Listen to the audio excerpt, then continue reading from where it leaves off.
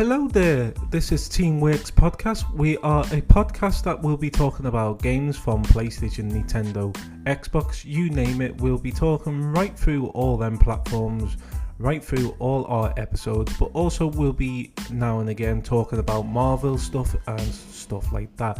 But don't forget, if you say to Alexa, play TeamWorks Podcast, and the episode, it will play our podcast. So yeah, that's our podcast, and yeah, we hope you enjoy it, guys.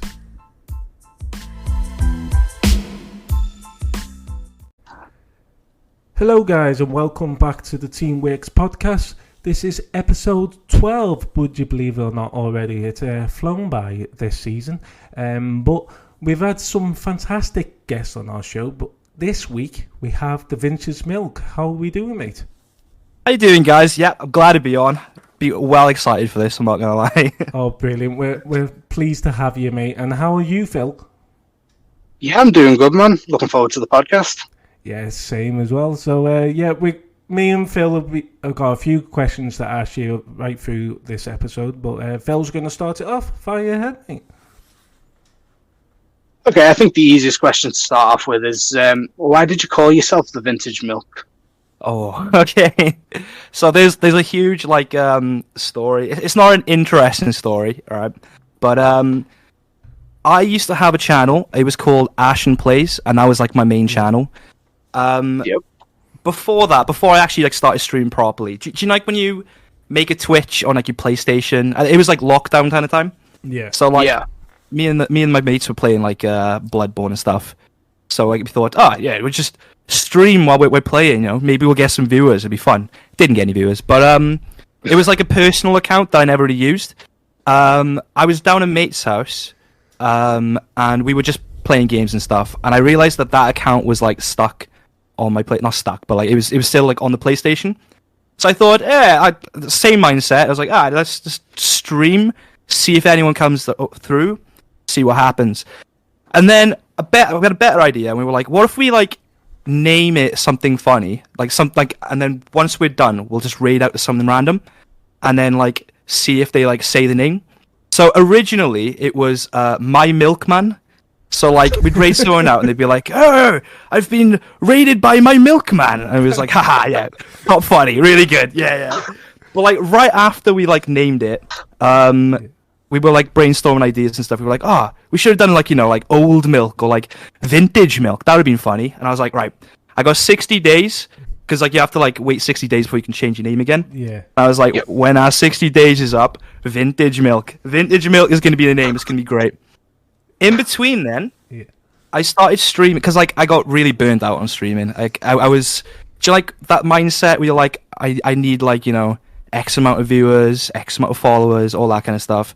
Don't think like that anymore. Definitely do not think like that anymore. But I kind of left that channel. I hadn't streamed for a month or two, and then I went onto the My Milkman channel. It was just having fun, just having a laugh. And then that channel started growing, and it overtook my other channel. And then eventually, I was like, right, Vintage Milk, we can change it. And then the Vintage Milk was born. That's basically it. It's a long story, and it's not an interesting story at all. No, it's totally interesting. It basically started off as a meme. Yeah. Yeah. I mean, the channel's kind of a meme, and it started off as a meme. It's the whole point of the channel, do you everyone has a niche? Some people are god tier gamers. Some people are competitive gamers. Yeah. The whole basis of this was just kind of it's just dumb. The whole concept of it is just dumb. And then it just started not taking off, but it overtook the other channel, and it's just been my main ever since, and I'm just having fun with it now. It's very interesting, mate, and you know what? It was very interesting to hear as well, because obviously there's all different backgrounds with all streamers and gamers and all that, but to know that your name was THEVINTAGEMILK, just for that, it's amazing. And I noticed as well that your logo is a jar, and I think it's the jar from I Am Mayo, in it. No, it's a milk thing. It's a milk bottle, isn't it? I think it's a milk. Yeah, it's going to be a milk bottle with a moustache. It looks like the jar from My Name Is Mayo. as well, though. That's why My I'm name like, is Bruno. have I'm you not ever sure what played that the is. game? I'm not gonna lie. No, I don't think so. No. Oh, mate, you've missed out. It's a game, and if you're a platinum hunter, trophy hunter, and you want an easy platinum, this one's good to go for. Phil, Easy platinum. yeah. Well, there's about 3 games, isn't he, Phil? Yeah, there's 3 games of it now. Yeah. Okay. Yeah, I'll have to look into that. No, it was like I wanted a logo, and Yeah. it's half of it's like AI generated, the other half is like, well, AI generated as well, but we just kind of like smashed the two together. And it was a weird process, and like there was like 4 choices. Yeah. 3 of them were not really good. It wasn't like anything to do with milk or a bottle. It was just kind of like a wall of white. I don't know. It was weird. But like that one, I don't know. I kind of looked at it and I was like, I like that. I'm just gonna, that's just gonna be the logo until I find something better. And I don't know. It's grown on me, and I've just kind of like kept it. Well, do you know what I mean? Like, I've seen your logo, and when I first saw it, I thought, it's a bottle of milk with a moustache, and it has a monocle as well, doesn't it? I don't think it. No, it Am I doesn't have. mistaken? No, sorry. I wished it did. Well I done. really wish. Do you know? Don't worry. Sometimes I forget. It's like one of the Mandela effects. It's like Yeah. when I'm like explaining the logo, it's like it's a milk bottle. It's got a mustache. It's got a monocle, and then like I'm like, It's got a wait, top wait. hat. It's like the Monopoly man. Like the Monopoly man hasn't got a monocle. The Milknopoly man. Oh, Sorry. my God. I'm sorry. Yes. No. I'm stealing that idea. No, I'm joking. Do you know what? No, what I mean, it's the idea that, like, it's kind of like it's Yeah. an older bottle of milk, so much to the point that it's grown a mustache. But it's also like I see it like as like a connoisseur sort of thing. So you're like a gaming connoisseur. Well, like the process, like going through like what the channel was going to be, because at first it was just like hey, play Fall Guys. Monopoly was a main one. Obviously you know Planker Boy. Yeah. Brilliant. Me and him used to play like Monopoly, Uno and stuff on that channel, and it was just kind of like messing around, just like playing different games and stuff like that. I've always wanted to like dabble, because like vintage. I did want to like dedicate a day to like older games, like GameCube games if I can get a hand on like a hold of them. Wind Waker, like Zelda Wind Waker is one I definitely want to play. Yeah. And Majora's Mask, stuff like that. But I haven't found a way of doing it, and that's definitely on the table, I reckon. Oh, I mean, something to look forward to, isn't it? do you know? Yeah. They should bring a game out on your name, or you should bring a game out on your name. The Vintage Milk. Oh, do you know what? I've been Imagine thinking. I've been thinking of something like that, like because I'm doing like electronic engineering for university, Oh, nice. boring stuff. But there's a lot of coding and stuff involved with it, and for one of our group projects, it was like wireless locking system using a one-time password. Not really important, but we developed an app for the application, for like the whole process of it. And I was thinking through it. I was like, ooh, what if I brought like the Vintage Milk like app game or something, and just like, I don't know, maybe like a clicker game or some shit, but like just something like merch, you know what I mean? Like a free like mobile game. But sorry. Yeah. I mean, that sounds pretty cool, to be fair. It does sound I'd be pretty cool. clueless. And my name is Mayo. That's basically what it is. It's clicking. Clicking the Is jaw. it? Yeah. So I need could you to look imagine it up. having that? Oh man. Yeah. Okay, maybe too similar. Let me change that up a bit. No, well, you could still do it, because it'd be like you're not clicking the jar, you're clicking the Vintage Milk, aren't you? But yeah, like I wanted to dabble in that, but I have no idea how to like code games or anything like that. So, but yeah, the idea would be, it'd be brilliant if I could be able to do that, though. Well, if you ever do, mate, I'll definitely download it and give it a go. Oh, hell yeah, man. I'll make you a DLC character, bro. Be fine.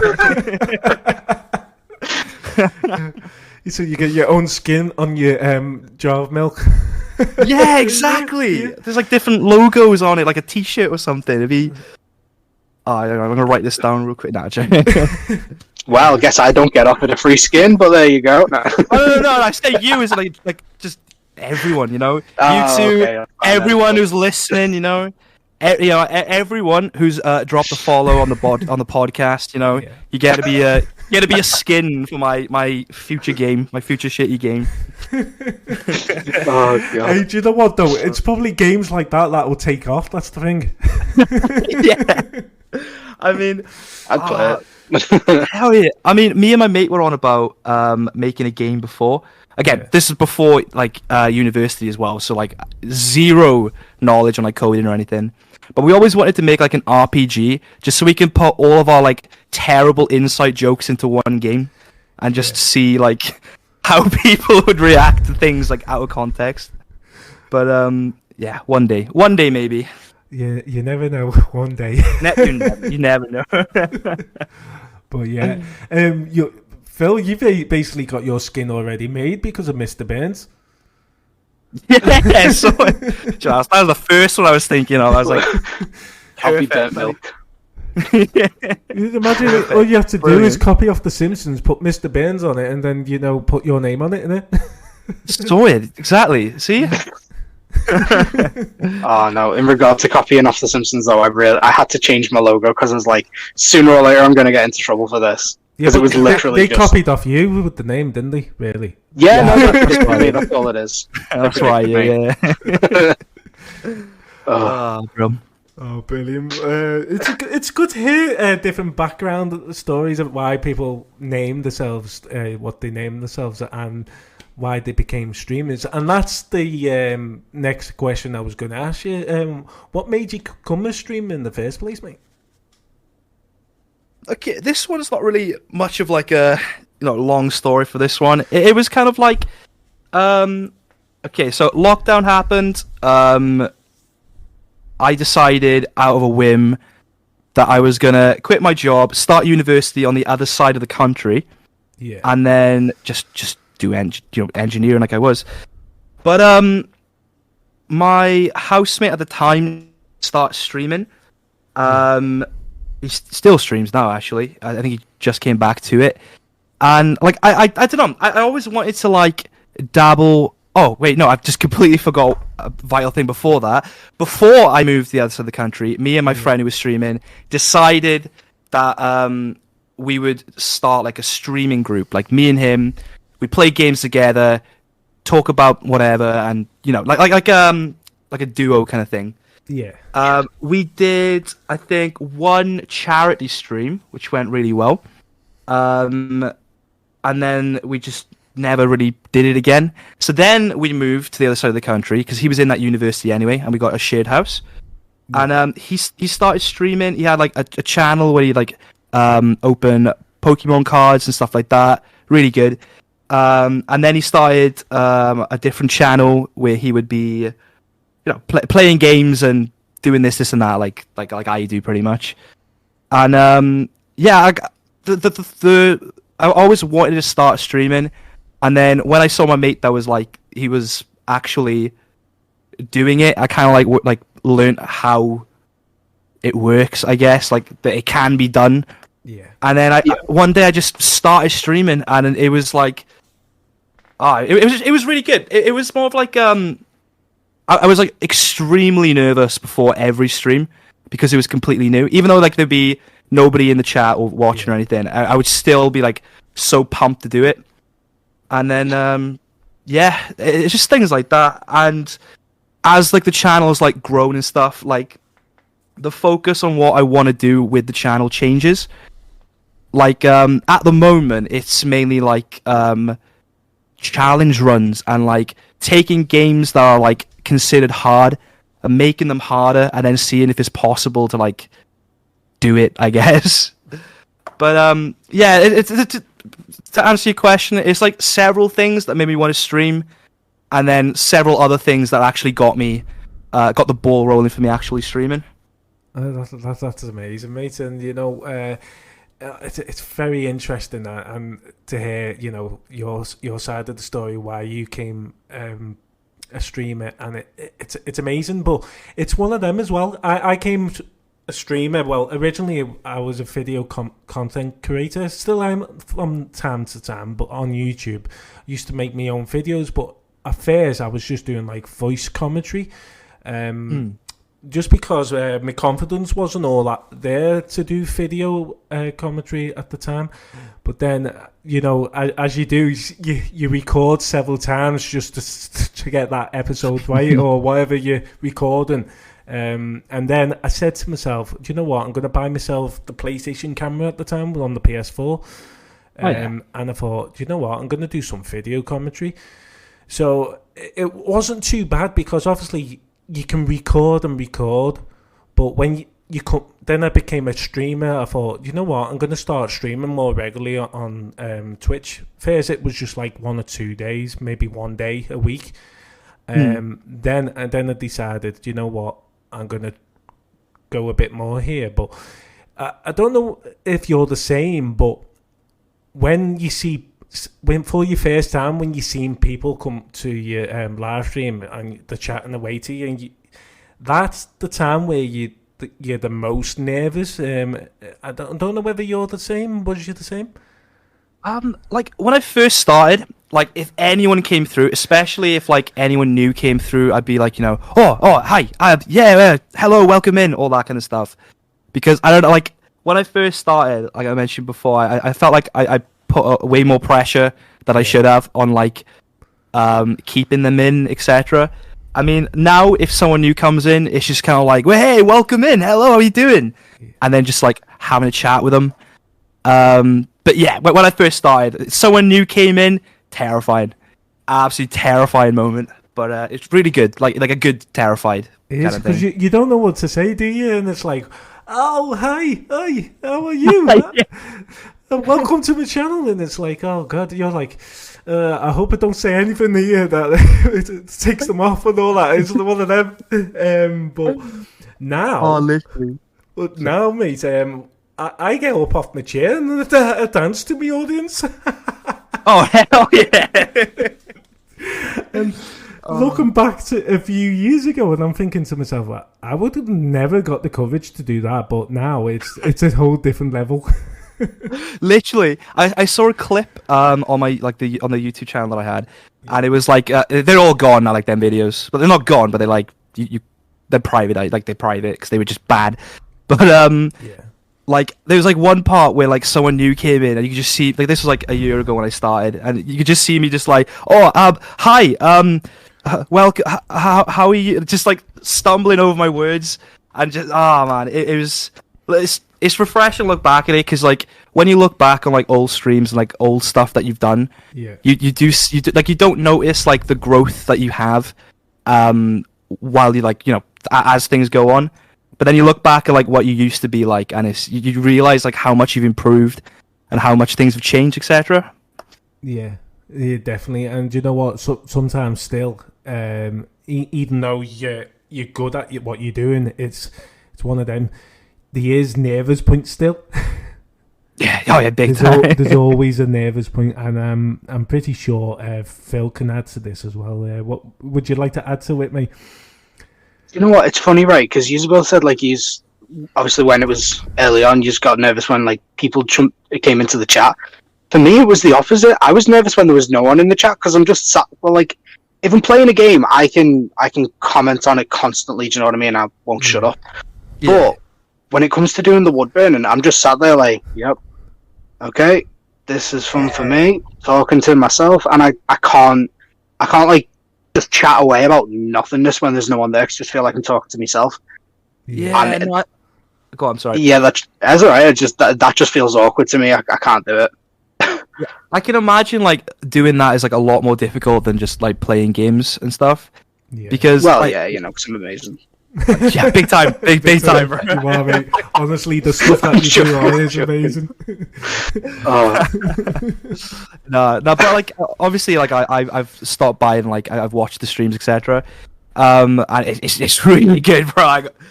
Oh man, I would definitely like burn myself if I even attempted doing that. But I have many a time. Yeah. But no, it is insane. I can't picture like what, like if I was doing what you do, I can't picture what I would talk about if there wasn't anyone like in the chat. So like I'm clueless. Like I don't feel like talking about me life events or anything because I'm just chatting to myself about the shit that I've dealt with in my life, you know. And then when other people come in, and then I just kind of start repeating the whole same stuff again. I'm just like, what was the point in doing it in the first place? Like, why not just wait? But I'm just, I stumble over my words when I'm talking to myself. So I'm just like, I'll just sit here quiet and make stupid noises and just see what happens. Bro, don't worry. Every single stream, in this podcast is going to happen if it hasn't happened already. I always stumble over my words. There's like literally so many clips of me just like, and then let's just like making these noises, kind of just tripping over every word. Yeah, don't worry about that. Probably like a collage somewhere, like a collection of like all these weird noises that I've made just because I've like forgotten what I'm saying or just stumbled over words, etc. Yeah. One of the worst things is when you're trying to talk and it doesn't quite come out quick enough. Is when you just do that's all you do. It's like and you well, there's that, there's that, or when you're trying to talk when your mouth's moving faster than your brain. Yeah. So then you just kind of like, wait, what was I even saying? And then you're just completely lost. Well, that's just me, you know. Well, can I just say that's impossible for me to do that. Brain's not fast enough. One that I'm like really guilty for. Yeah, but like one I'm like really guilty for is like I'll start a sentence and then it'll just be like a really long like and then I just completely forget what I was saying. Just feel like, you know, and then we just got to I know. what was it? Yeah. But I am like probably the worst when it comes to stuff like that, like big time. It's so bad though, especially when you know what you're gonna say as well. That's the worst part about it. If you know what you're saying and then you end up forgetting at that time of saying it, it's like, hold on, I knew what I was saying. What am I saying? Literally, bro. Yes. Like I was doing like I was attempting this like hour-long YouTube video that I'm doing. Yeah. Just for like a challenge run I did before, and trying to do like commentary over it. I had to have like this big like Word document next to me of just like I knew exactly what I wanted to say, but if I didn't see it, I would just be like pausing and stumbling over my words, and then it would just sound absolutely terrible. So biggest I'm the guiltiest for that kind of thing. Well, that's the thing. Someone said to me, they asked me, what do you do when you record your podcast? Do you write things down, bullet points and all that? And I went, to be honest with you, no, I don't actually write anything down. I just, once I start chatting, I just chat and go with the flow, you know. And it seems to be working, but one day there's going to be where I need something in front of me. And then just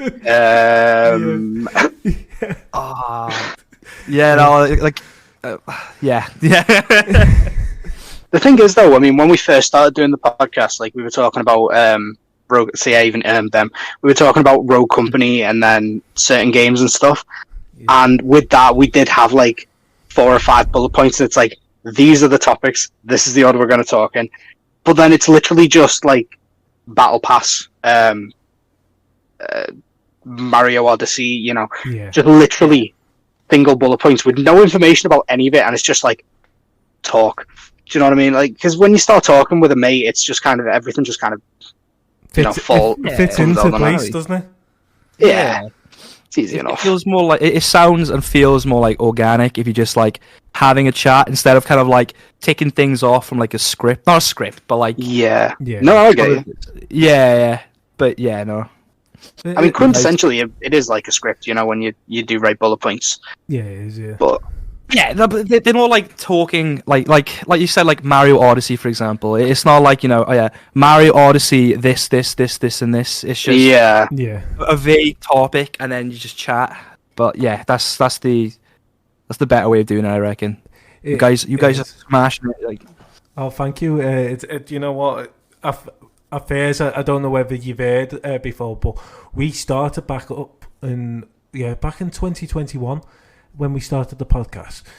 We done the first 3 episodes. Then things got on top. We were both busy. We did, and then we sort of forgot about the podcast, and we're gutted that we forgot about it now, because it took us a whole year, nearly 2 years, to bring it back. And I said to Phil one day, I said, "Look, mate, do you fancy starting the podcast up again?" And he was like, "Yeah, I wouldn't mind. It all depends on, what day it is and all that." So I was trying to think of a day that we could record and all that, and get it all out. But then I said to him, I said, "How do you fancy having a guest on our show?" And he went, "Oh, that's a good idea." And you know what? Since we started that and started the podcast up again, we've on episode 12 now. So it's amazing. We carried it on at last. Yeah, no, it's a really good idea, to be fair. The thing is, it makes it a lot easier because you're asking other people questions rather than trying to fill up an hour with just yourselves talking. Because it's the same people talking together again and again. It just kind of gets a bit dull when there's no, I don't know, like stuff with it. Do you know what I mean? I know what I mean. Yeah, I know what you mean, bro. Don't worry, I know what you mean. I think I know what I mean. And God, someone does, because I didn't. No, I never do. Like, yeah, no, I mean, like, having a guest on, it brings, like, different talking points, and then you get to know people and stuff, and it's just like, I don't know, it's a good idea, really good idea. I know, well, I mean, the thing is, because obviously we watch multiple people's live streams and that, and, they watch ours, and there's a massive difference between talking in a chat and, actually communicating properly over, like, mic sort of thing. Because, when you're typing in the chat, you can't quite get the feel of, like, personality and stuff as much. Do you know what I mean? Like, you kind of bit, but not. Yeah. Yeah, big time. That's why I just put, like, the Scooby-Doo emote everywhere I go. Just kind of like, this is me. This is the kind of person I am. Yeah, just type ree a bit, like, if I'm joking around. I don't know. That's another good thing though. Putting sound alerts in your live streams, it makes the audience react a little bit more as well. So it's like having fun with them, as well as doing what you do anyway. But it just adds that special touch to your live streams, doesn't it? My chat love the noise alerts. Like I got one. You know that scene in like The Simpsons where you like. Car pulls over, he goes out the window and he shouts "nerd." You know that one? Yeah. I've got that as a sound alert, and there's been so many times where I've done a challenge run on like Elden Ring, for example, and I finally beat the boss, and I'm there like I got a great clip of this, and I'm there like yeah, I finally did it, and all I can hear is "nerd," and I'm like, oh, that's fun, no. Do you know what? Thinking of that though, I think when I come in one of your live streams, I think I actually clicked on that one. I think you did it. Yeah, I've definitely clicked on that a few times. I'll be honest. You got to. It's The Simpsons. You know what though, like, especially when you're like gushing over a game, you're like, I really love playing this. It's amazing. Like, and you start like blabbering on about the game, you can't help but just be like. They bait me sometimes. They'll be like, oh, what's your thoughts on this? And I'm like, oh yeah, no. I think it's more funnier when they beat you to it, isn't it? It's like, oh, I wasn't expecting that. I was expecting it. No, it's a good laugh though, to be fair. Like, there's like no like seriousness at all. Like the challenge runs and stuff are hard, blah blah blah blah. But like the whole vibe of it, it's just relaxed. Yeah. But yeah, it's Scooby-Doos and nerds all over the place. Well, no, it makes it more fun, and it's brilliant. And I've got just another question here, and it's a very interesting question. It's for both of you. Ooh. Nerd! I'm sorry. Yeah, it's a nerd! I'm sorry. Can't escape it. God. Carry on, I'm sorry. But basically, it's if video games didn't exist anymore, what would you do? Now, that's a tough question. What would you do if the video games didn't exist? What video games in general? Yes. Peace out, world. Got a bit dark there. If video games didn't exist, what would I do? Well, like streaming and playing. I love games. Don't get me wrong, Yeah. but like I also do like music, like band stuff, all that kind of malarkey. Nice one. So I'd probably just focus on like music a lot more if there wasn't any games involved, or games. Period. Like. So Nice. basically, you've got things there anyway that if video games didn't exist, which I'm pretty sure they'll never go anyway in our day and age anyway. Touch wood. Yeah, touch wood. Tough, yeah. But it's nice to hear that you've got other things on the side of you to say, well, I've got things to do if that was ever the point. But what would you feel? What would you do, Phil, if there was no video games exist anymore? Well, I mean, I absolutely love playing with fire, so I'd carry on burning wood. But on top of that, like I love doing photography as well. Like I did photography in college and uni. Yeah. So I'd continue doing that, and I think I'd probably do it more than I do now because I stopped for a while because of health, and then it kind of got difficult to get back into it fully. But I'd probably like jump back into that as much as possible. Yeah, Hell yeah. That's very interesting, mate. And do you know what I would do? Go Well, on. well, I play for a football team, so I'll still be playing football. I'll still be doing the podcast with all you fantastic guests that we're having on our show. What else would I do? Now that's a tough question. Besides gaming, basically that's what I'll be doing really, is playing football, and one of my hobbies is taking the dog out for a walk, and the podcast. So yeah, that's what I would probably be doing, carry on doing as well, if video games didn't exist, which I'm pretty sure that's not going to happen. Oh yeah, no. The games will be going forever, more than likely. Especially with like technology and stuff like getting better. Yeah. Yeah, well, I mean, when you compare how games were originally to what they are now, it's quite literally unbelievable.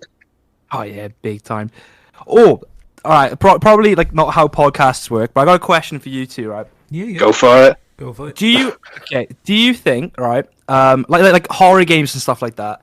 Do you find that like older horror games, like let's say like PlayStation 1 era with like the bad graphics, etc., or like newer horror games with it's like 4K, etc., what would you say is like scarier, like the bad graphics or like really good graphics, in your opinion? Well, for me, I don't play many horror games, but when I do, I think it's a tough one, because you could say the old ones are scary because of the pixels and that, and back then you're like, oh god, this is scary. But going to new gen games now, yes, probably that's probably beating it. That's probably the scariest, because don't forget they add all these fantastic graphics to it, so it makes it look scary and all that. But yeah, I think, for me, I think it's got to be the newer versions of horror games. Okay. So, well, I mean, with me, so like I didn't really used to play much horror games because I was a coward. Still kind of a coward, but not as much. Same To be as me, honest. Say it as it is. But like, I think one of the bigger games that I used to play when I was a kid, which terrified me. No one's heard of it. It's called the D game. It's literally just D. It sounds like an innuendo, I know. I know D. You don't. You play as a woman, don't you? Yes. Right. Yeah, I know. In the mansion. Yes. Get lost. I think I've seen Oh my God. someone play it, haven't you? Dude. Oh. Do you know what though? Like, the people who created that, they did a really good job. But the thing is, you don't really have like full control of your character. So like, you can. It's kind of like you press forward and she'll walk around the the corner that's in front of you, sort of thing. Or you can press sideways and she'll turn around. But with that, because it took a few seconds where she actually like turns one foot like 45 degrees, then turns the other, then another 45, then another 45. So it took a few seconds to do like a 90-degree turn. So it was always like, oh god, what's gonna be there? Literally, like, bro. Yeah. Oh, because like see, that game, I always go on. Yeah, no, go Sorry. on. No, go on. I'm sorry. I was just sorry. I was just gonna say, like, me personally, I feel like when the graphics are like so bad that you can't really make out what is like. Let's say like there's a game like PS1 graphics, you know, first person, and there's like, I don't know, there's something chasing you, or there's something in like a labyrinth or something. I feel like having that like PlayStation 1 graphics, for me anyway, I find that would be scarier than if it was like a brand new game, like, you know, 4K or whatever. Yeah. Just because like your brain starts trying to like picture what it actually is instead of it just being presented for you completely. So you start like filling in like you like with like old like horror movies or old films, and like they don't show you everything, so then your brain fills the pieces, and then it's always scarier than like what it would be. Literally like what they did with Jaws, where it was like the robotic shark wasn't as scary as they wanted it to be, so they didn't show it, and it didn't work half the time. So majority of the film you don't actually see it, but it's the fact that it's there and you can't see it. Your brain's like, oh my god, it's there, I can't see it, what's going to happen? And so yeah, completely get where you're coming from with that, mate. Completely. And then like to add on to what you were saying with D, with like the controls, I like it. Like I think the best comparison I can think of for me anyway is like you got Resident Evil 1, sorry, and then you've got like Resident Evil, let's say the new one, 8. Yeah. Like 8, you can move around perfectly, blah blah blah blah, and you have like all the control. But then you got 1, and there's like fixed camera angles. The aiming is terrible, and there's urgency to it because like you can't just control everything perfectly, and then like panic kicks in, and yeah, that's what I think anyway. See, well, I mean, so I played Until Dawn. Like, oh yeah. I've really enjoyed that game. That's like the one I haven't played. Yeah, I've been meaning to get around to it, but I just haven't played it. I get the premise of it, but yeah. I'll be honest with you, I really enjoyed it, and like that, I think that was like my first reintroduction to horror games since I was younger. I say younger, like I think going back to like the age of the Wii sort of thing, because like I used to play Resi on the Wii, and that kind of scared me as well. But that sounds terrifying, bro. But like honestly, so with Until Dawn, like it's one of those choice-based games. So whatever you choose, the story will end up completely different, and basically you can end up saving everyone or no one. Yeah. Yeah, it's a really good game. Now with that, like a lot of the jump scares, I just laughed at them. Like they really made me laugh. And I'm not saying that to like be harsh to the developers of the game, but it was like it was just a funny jump scare. Like it was terrifying for a lot of people, but it was just amusing. Like I know they put heart monitors on when they were testing out the game. They put heart monitors on the people who were testing it, and there's one scene where it's like an expectation subversion kind of what's the word? Crap, I can't think of the word. I think yeah. So basically you go through the door, and it's one of them where like it kind of pauses for a second. You're like, oh, okay, here comes a jump scare, and it just doesn't.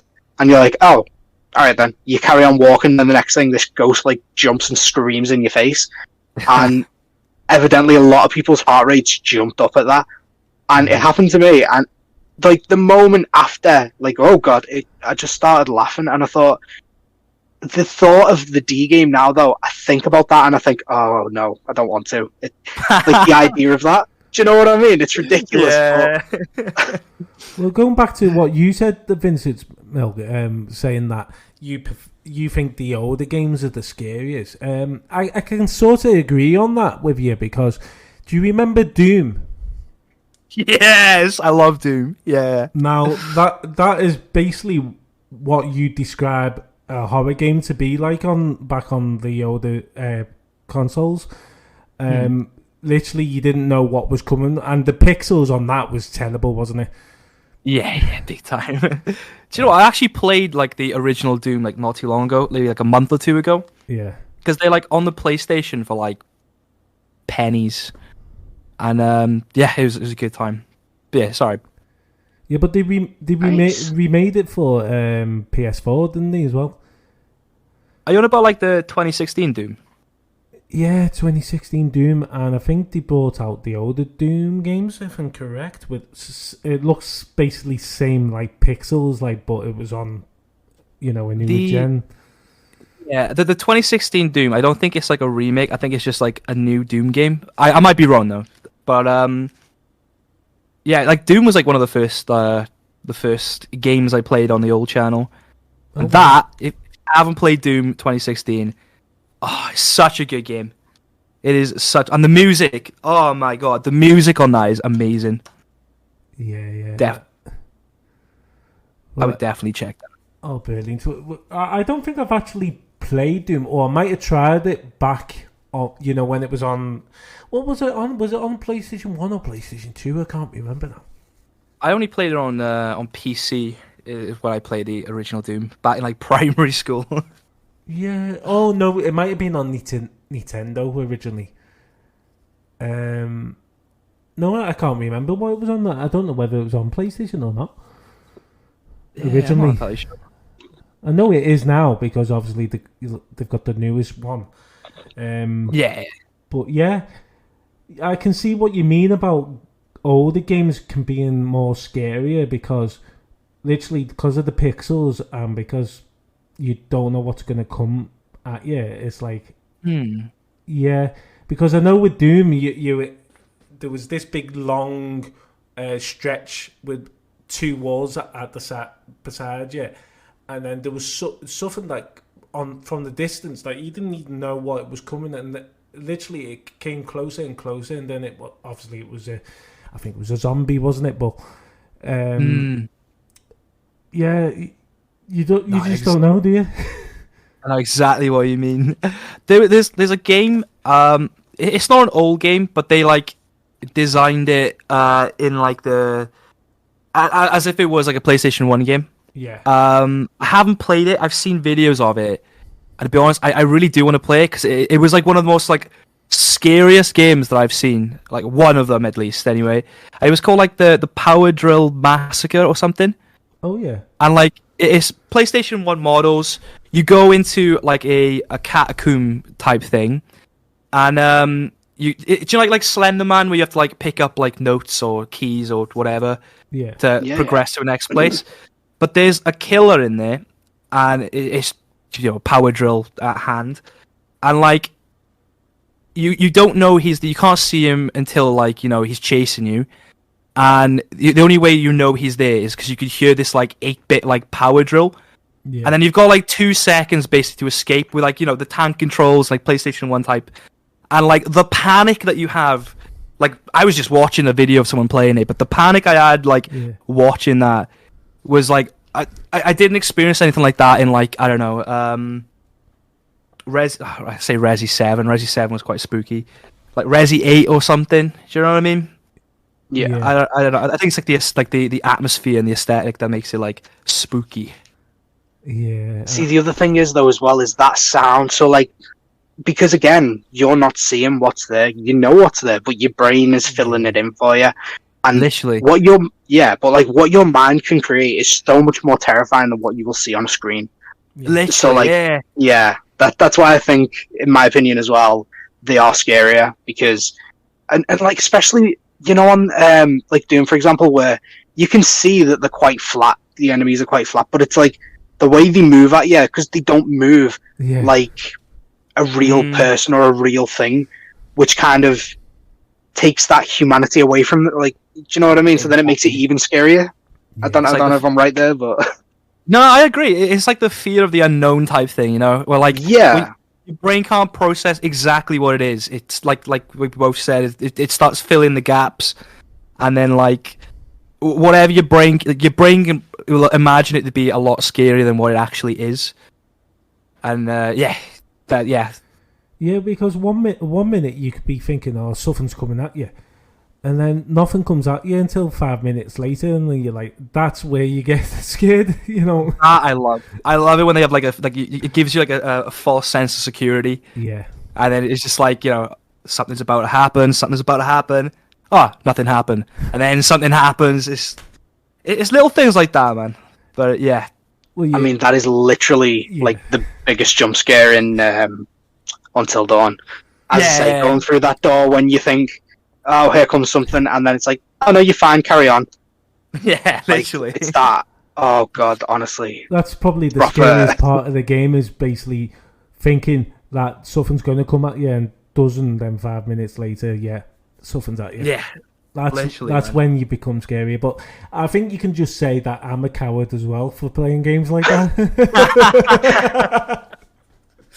But going back to Until Dawn, though, the way that they did it is absolutely fantastic. I mean, I've not played the game, but I've seen videos and everything. But they literally used real people in that game, which I thought was incredible. Yeah. Like, I haven't played it, but like I've seen like a lot about it. Maybe one day we'll play it, to be fair. But like it's the same. Like, have you heard of butchers, like the Dark Anthology series? Yeah, like is it like Manamaiden and all that? I've heard of that. It was on PlayStation Plus, wasn't it? Say it again, sorry. I think it was on PlayStation Plus catalogue. Yes, I think so. I think it's the same developers as Until Dawn. They kind of went off and did their own thing. Like them games are like the same premise as Until Dawn, if I'm not mistaken. Yeah. And the first time playing Manamaiden is like the best thing like ever. And then like after like the 20th time of playing it, like I was like, okay, I get it. I don't think. But yeah, is there any other questions you would like to ask, Phil? But before we do, though, I just have to say, horror games can be fun as well. Talking about horror games, though, me and Phil, because they were dead cheap, we ended up buying Dead Rising, all the games. So, oh hell yeah! And do you know what? They're not scary then, but the more funny comedy style horror. Like I only played Dead Rising 2, and like some of like the psychopaths and stuff that you find are just like, they're creepy, but they're like comical. Like what was his name? Ted and Snowflake. Yeah. Yeah. Comical, yeah. Oh, the mode that we used to play the most was the silly golf game that they had on there. Yes. Where you knocked out all the zombies and the crazy golf. We used to play. I think in my opinion, I do think in my opinion though, that's kind of a good game to start you off with horror if you're kind of a coward like certain people like me, because it's got like it's got the horror elements of having zombies in it, but it's like it's got the comedy side as well, so your brain's just kind of like, oh okay, it's not actually dangerous, I am kind of safe. Yeah. Do you know what? Kind of like an oxymoron, really, when you think about it. Yeah. Well, I was just going to say, do you know what type of vibe it actually reminds me of? The Shaun of the Dead. Yeah. Yeah, like it's making that a type weapon. of comedy. Yeah. Yeah, it's like the zombies aren't actually like that much of a threat. Well, until later on at least. But like they're just kind of like there to be an inconvenience, if anything. There's like no like real danger to them. Yeah. Yeah, no, I get what you mean. Do you know what was like a really... It's not a scary game, but like me as a kid, it was like one of the first like... About like going down my mate's house when I was like 4 and seeing like his big brother played Resident Evil. Yeah. Like one zombie that turns his head, which terrified me. Have anyone played Rayman 3? Do you know Rayman 3? Yeah. Yes. Because it was on PlayStation Plus as well, I think. I think so. Do you know like that one? Like obviously you go like different worlds and stuff. The one after, like it was like there was like these creatures that you couldn't kill, like wandering around. Yeah. And you had to like sneak around them and stuff. That was like the scariest thing like I had ever seen as like I was like 5, 6, something like that.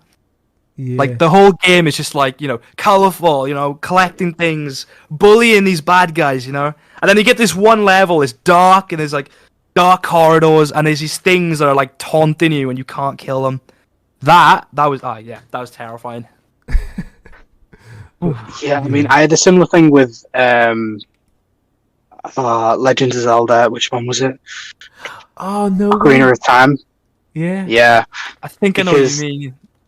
Them weird mummy zombie things with the masks on. Yeah. The ones that like kind of like scream at you. Is that the one? Yes. Yeah. And then they kind of like, as soon as you get within touching distance of them, they wrap their legs around you and wrap their arms around you, and then just kind of start like chewing your head. Oh no, that sounded rather sexual. Then it wasn't meant to. They are awful. Because like when you started saying, I thought you were referring to like when you had to like sneak around like the pigmen. I think that was Wind Waker though. But like you just like unlock like a horror memory in my brain there with them. Whoops! There's some trauma coming back. Just made me want to play horror games. But you know what? They should rebring them games out for the Nintendo Switch. I think. I mean, they already did it for the Legends of 3DS. Zelda. Sword was it? Skyward Sword. They did Skyward Sword for the Switch. They rebrought Ocarina of Time and Majora's Mask to the 3DS system, isn't it? Yeah, but I think they brought it to the entertainment system on the Nintendo Switch as well. If you got the online subscription, I think they brought a few old Zelda games to that. So obviously, same pixels, just on the animator.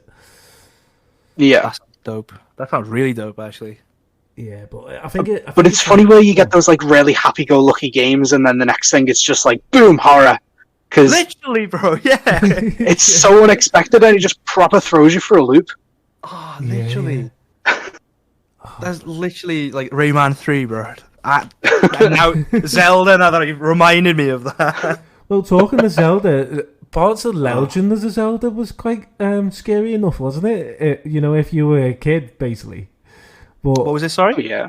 Yeah, the Legends of Zelda. Brief's a Wild, is it? Breath of the Wild. Breath of the Wild, sorry. Brief of the Wild, what am I on about? Do you know what? I haven't actually played Breath of the Wild. Like, I haven't got, like, a Switch or anything. So, like, Nintendo games were just, like, when I used to go down mate's house when I was, like, 4, 5, 6, primary school kind of level. Is Breath of the Wild good, then? Like, I've heard good things about it. It is. Yes. It's really good. The graphics, considering it's not 4K or anything, or, next gen stuff, but for that quality to get that game, it's amazing, isn't it, Phil? Yeah, the size of the game as well is amazing because, like, the size of the map itself, it's huge for what it is, and you think, like, the amount that they've packed into it as well, and then, same with like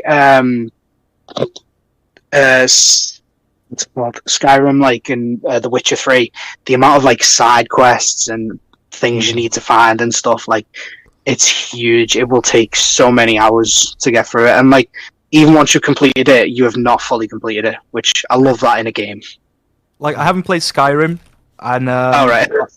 Witcher 3 though. Witcher 3, I've played most of it, but like I was too like not stuck, but I was like focusing on getting like the cards, because apparently like you could miss the cards or something. So like I just been like wandering around like fighting people for cards, or not fighting, but like challenging people to a game of, what is it, Gwent? Is it called? Gwent. Yeah, just trying to get all the cards so like the main story can wait. I want this card. I want to get good at Gwent. Like. Gotta do the important stuff first. Gwent first. Save the world. Yeah, I can wait. I mean, The Witcher 3 was an amazing game. I mean, I wish I played it more, but I might do now that you got a PS5 free version. They upgraded it to PS5, which is fantastic, and it looks incredible, to be honest, the way they've done it. Yeah, man. Yeah, 100%. Yeah, and they've added that to the PlayStation Plus Sorry, not the PlayStation Plus collection. The PlayStation Plus Premium package, haven't they? The Witcher? No, I'm not sure about that one. Haven't they? I thought they had The Witcher 5. The Witcher 3 PS5 version. No, I haven't seen it on there, but maybe I Oh, right, haven't seen it and you have. I've got it. I've somehow got it on my console. Then I don't remember buying it. I know why you got it on the console, because you're linked with me. That makes sense. All making sense. Yeah, because I literally had the PS4 version years ago, Phil, and then obviously they bought a PS5 version out, so that's probably how you've been able to download it. Yeah. You possibly Fair enough. could have went. I think you did actually. I think you said to me, "How would I get that game?" And I went, "Well, just go on my account and you can download it on there." So I think you might have gone through that way. But the good thing about the PS5 version as well, they brought a free DLC out that's linked with the Netflix series. Yeah. No way. No way. Yeah. They brought a DLC out based on the Netflix season. Yeah, season 1 it was. Oh hell yeah! Oh hell yeah! I need to get But back. Yeah. I was a bit annoyed with the Netflix series because, like, I've really enjoyed it. You know, it was amazing. But then apparently they're recasting Henry Cavill now. He's not going to be The Witcher. Yeah, Yeah. apparently because they would like not stick it for the next series, or season. Sorry, like apparently they weren't like sticking to the books and the games, etc. And Yeah. he's like a massive fan of The Witcher, like games and books, etc. So Oh, right. I might be wrong, but Yeah. that's what I heard. That he walked because they were like going off trying like their own thing and not being like they're not sticking to the books and the games. Well, Yeah. I have heard though that he could be changing his mind and staying, I hope so. because they've changed the mind also. But I know he's definitely returning for season 2. That's a definitely, because they started recording that going back. Season 2's already out, isn't it? Yeah, no. season 2's out like a few years ago. Yeah. No, Yeah, I enjoyed sorry. season 2. Sorry. Season 3. Sorry. Because they brought out the one going back 8. God, how many years before Grant? I've not watched that yet, but that was what was that called? Yeah, The Witcher Blood something. Blood Ardrins, is it? Blood Hunt or something like that. It was an anime style one. No. They brought another series out, but basically it's like, I think it's 1,000 years before Grant. Yeah, I think I know I haven't seen it, but I think I know the one you're on about. Yeah, it was like a pre-sequel to the season 1. Is it pre-sequel? Yeah. When they go back. Yeah. But I know the other season's coming out shortly, so that'll be interesting to see when it comes out. Prequel. Yeah, prequel. Yeah. Prequel. That's the one. I heard pre-sequel and then like my brain went Borderlands. I was like, wait a minute. Yeah, why did I say pre-sequel? I'm having a brain fart. Story of my life, bro. Don't worry about it. But, That's alright, mine never works. Yes. It's like me. But that goes on to my next question, because we're talking about The Witcher and they brought out a TV series and all that. Basically, the next question I wanted to ask, but I'll ask it after Phil's question. So what would you like to ask Phil? Okay, so I know we were talking about like older games and like doing that before, but what was like your first console? Oh yeah, that's a good one. I think my first console was like the Game Boy Color. Yeah. Yeah, amazing. If we're about like handheld and everything. Oh no, that counts. Definitely. Yeah, cool. Yeah, it was the Game Boy Color, and like that was awesome. That was like I could play games and I can play it anyway.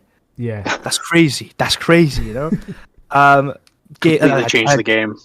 Literally, yeah. I'd be in the car like, oh my god, I'm playing Bugs Bunny. What? At like the age of 3, like what? And then like I had a bunch like from like there on out. Like I had like the Game Boy Advance, is it? Yeah, The yeah, old I one, know Yeah, as well. which was amazing. Mario, etc. And then like the DS, etc. But then like the main one that like was like the most exciting, bar like the Game Boy, because it's the first one. But like the most exciting one I had was like the PlayStation 2. Yeah. Yeah. I didn't have like a PlayStation 1 right there, but I went straight to PlayStation 2. And like the games were like huge, and it blew my mind. And it was like Simpsons Hit and Run. That was like the first one I had. Mate, that's Simpsons gotta be Hit a and Run. remake. Definitely gotta be a Remake, please. Please. If you 100%. if you're listening, you need to remake it. Everyone wants a remake. Literally, I remember like Christmas Day, like open the presents. I saw Simpsons Hit and Run, and I was like, oh, no way. I started playing, jumping up like the garden, not the garden, like the back garden, kicking wasps, collecting coins, all that. Yeah. And I was just blooming wasp. Literally, yeah. The worst was, I think it was a Pooh's level where you had to like chase I think it was like a car, and it dropped like a roadkill behind it, but like the timing was like terrible. Like me and my mate, we went back to it like I want to say like 3-4 months ago, and we got to that level, and it was just like, bro, how was I meant to do this as like a 5-year-old or like a kid? Like, Yeah, I mean, the thing is, like, I absolutely adored that game. Like, so when we were kids, like, our family was not very well off financially. So we did not have a legitimate version of the game. We acquired a substantially cheaper version from, let's just say, unknown sources. Car boot sale, But it literally played throughout the entire thing, except for the final, world. The Treehouse of Horror one. So I never got to experience that when I first played the game as a kid. So like, I played it and 100%ed every other world and every other level up until then. Yeah. And then when I got it, we got it for the Xbox, the original Xbox. Like, got it for that and found out that was just an entirely extra thing. And I'm like, oh my god, this is amazing! Can't believe we missed out on this. And yeah, I absolutely adore that game. It's literally sitting like directly in my eyesight right now. Yeah, because I love it. You know what? Like, I replayed it on the PS2 a couple of years back, and I couldn't put it down. It was one of them, like, up till all hours. Like, I need to play this. It wasn't a want. It was an absolute need. It was a necessity. I gotta sit down. I gotta play this game. I'm not moving. Yeah. Do you know what? This needs to happen or my life will end. I have to do this. Literally.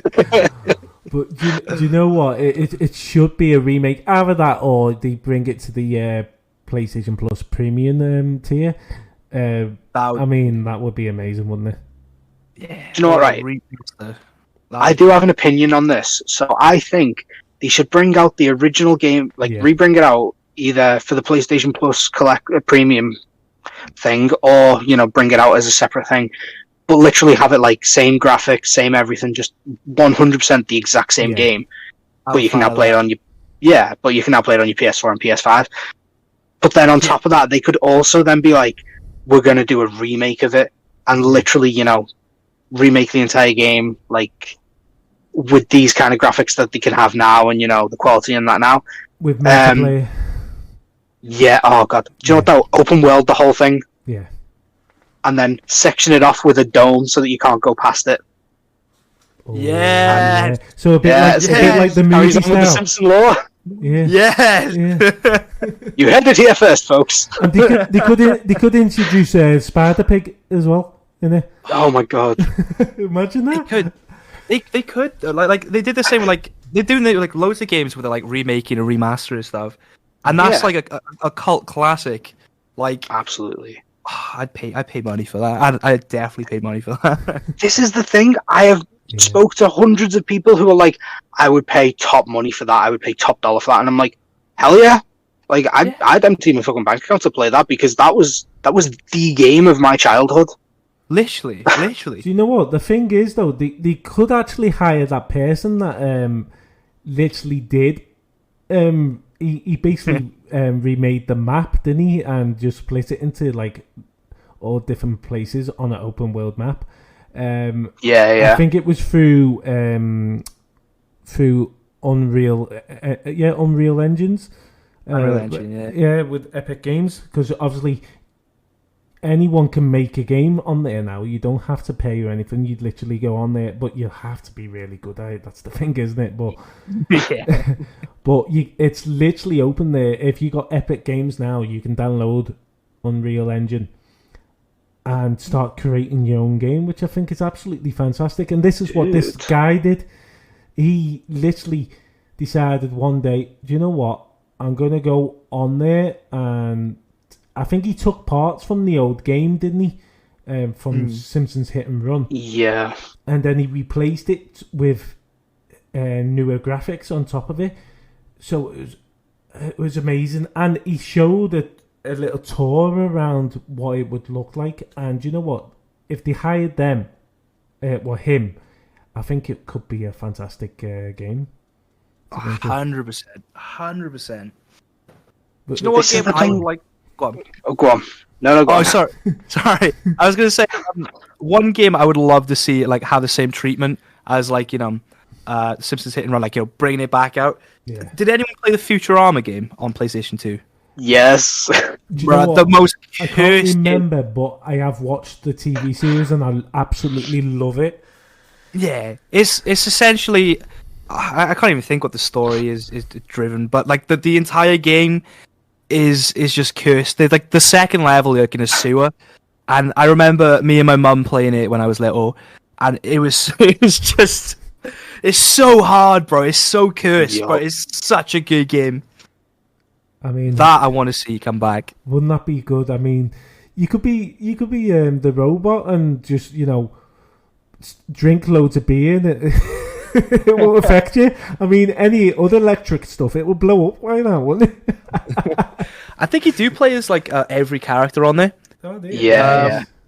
I can't remember Bender's one though, but yeah, there was like a sun level. That sun level, like, I think that was the first time I was ever angry in my life. Is that sun level? It was. I mean, what I want to know is, how did he get drunk? I mean, he's a robot. Do you know what though? There was that Easter egg in there as well that like no one ever found. It took. Yeah, there was an Easter egg. I think it turned out to be a literal Easter egg. Like, when they have Easter eggs in games, like. Oh yeah, I love Easter eggs. They're nice and chocolatey. Sorry, saw that coming, dude. Saw that coming. I mean, like in Uncharted 4, they have references to other games, like The Last of Us, for example. Yeah. And that's like classed as an Easter egg. But in Futurama, the Easter egg was part of the wall opens up, and it's literally just an Easter egg spinning. But like people found out there was an Easter egg there, but didn't know what it was and didn't know how to get it. And then years and years later, they finally unlocked it, and it just turned out to be a spinning Easter egg. And I was like, that is the most Futurama thing ever. Just to like put people through years of pain and suffering trying to find it, and then it literally just be a joke. I mean, could you imagine it if you opened that up and it happened to be another TV series or a game, and you'd be like amazed, wouldn't you? But that's another thing that should be a game, another game, Futurama. Yeah, bring it back. 100% big time. Oh, such a good game. I might, like, if I can find a way of like streaming PlayStation 2 games. I think like capture cards or graphics cards. Yeah, capture cards work. I don't know. Yes, but I would recommend you getting one that works with Streamlabs, because I've noticed I've got a capture card, but it's a decent enough capture card, but apparently it's not compatible with Streamlabs. So that's the one thing I need to look at next time when I get a new capture card, is to get one that's compatible. Okay, I'll have to look into that one. But the thing is, right, I could be mistaken, but this was the rule a good few years back. But if you had the original version of a game, legally you were able to have emulated version. Yeah, I don't know if that's still the same rule, but like maybe you'd be able to find one online in that way. I don't know the legality side of it, so obviously if you were going to do that, you'd have to check that out. But Actually, I probably messed it up. don't be blaming me. well, I will point you on that one though, because PC, apparently, yeah, there's loads on PC now that you can actually get. I know you can get like a load of old Nintendo games on PC now, and you can play them as much as you want. But also Steam have got a feature as well. I don't know whether you've seen it, but you can add a non-stream game on there. So then, basically what it does is say like you're playing a really old game, but it's on another software. And your controller doesn't work with it, and you want your controller working with it. Well, if you go through Steam and add that game as a non-Steam game and change the settings, there's a possibility that your controller can work on that game then. Oh yeah. Don't you just have to like connect it and then map out like the buttons to the buttons on the controller or something along them lines? Yeah, well, I know if someone did it with Epic Games, basically what they did is they added Epic Games as a non-Steam game. Okay. And then they launched Epic Games through Steam rather than actually through Epic Games. Okay. And literally it loaded up and then it went onto that game. And if the game was supported with controller, literally on the Epic Games thing at the bottom, you get a weird Steam controller coming up saying that your controller's working. Ooh, okay. So basically, it's like it's thinking that you're playing still on Epic Games, but Steam's doing the work for you for your controller. Yeah, I'd definitely mess that up if I attempted that. I know, yeah. And it's very easy to add non-Steam games anyway, because it has a button on the bottom. But it's weird though that Steam is brilliant, because I know it's a weird game. I've seen a Sonic game on there for free, and you might have seen it yourself. It's called is it something like Murder Sonic? And I'm thinking Murder Sonic or something. Yeah, I know the one. you know the one, yeah. my boy on Toss, he was playing it on stream. I saw the title. He was like, "Oh, I'm playing my first Sonic game," and it was just like the murder of Sonic. I was like, "Wait, what? What?" And that's what Steam's good for, because obviously they allow third-party games coming through, don't they? Oh, I haven't really like looked at Steam that much. Yeah, it's amazing. I mean, who thought of that game is... I don't know, but it is a genius, really, when you think of it, because I want to actually find out how he was murdered now. Yeah, exactly. Oh, it's crazy, man. They should just do like a series of it, just like all your like childhood like favorites. It's just who murdered Peter Pan, you know? Do you know what? There's going to be a big series of all these now, you know. Yeah, it's genius. Like who murdered Tinky Winky? You know, it's genius. Yeah, who murdered Nathan Drake? Who murdered Crash Bandicoot? And yeah, so on. Who murdered Homer Simpson? It's just the list is endless. You know. Well, we've got a feeling I know who's going to murder Homer Simpson. Because they both don't get on. Maybe Bart Simpson. Yeah, probably Bart. Yeah. Oh, that's crazy. But yeah, it is crazy when you think of it. I wonder if there'll actually be a game as such or a series eventually. But it's one of them. You don't know. Someone sooner or later will make something like that. They will. Guarantee it. Yeah. If nobody does that, it's a wasted opportunity. That is a genius idea. You just pick any character, kill them, and then base a game around it. It's genius. Yeah, and you know what? Thing is, though, you see these games, you think, oh, these are weird. These are. I'll probably never try them, but I'll add them to my library anyway. And then you go, do you know what? It's in my library sitting there. Should just try it, and then it'll be the best game going. Yeah, literally.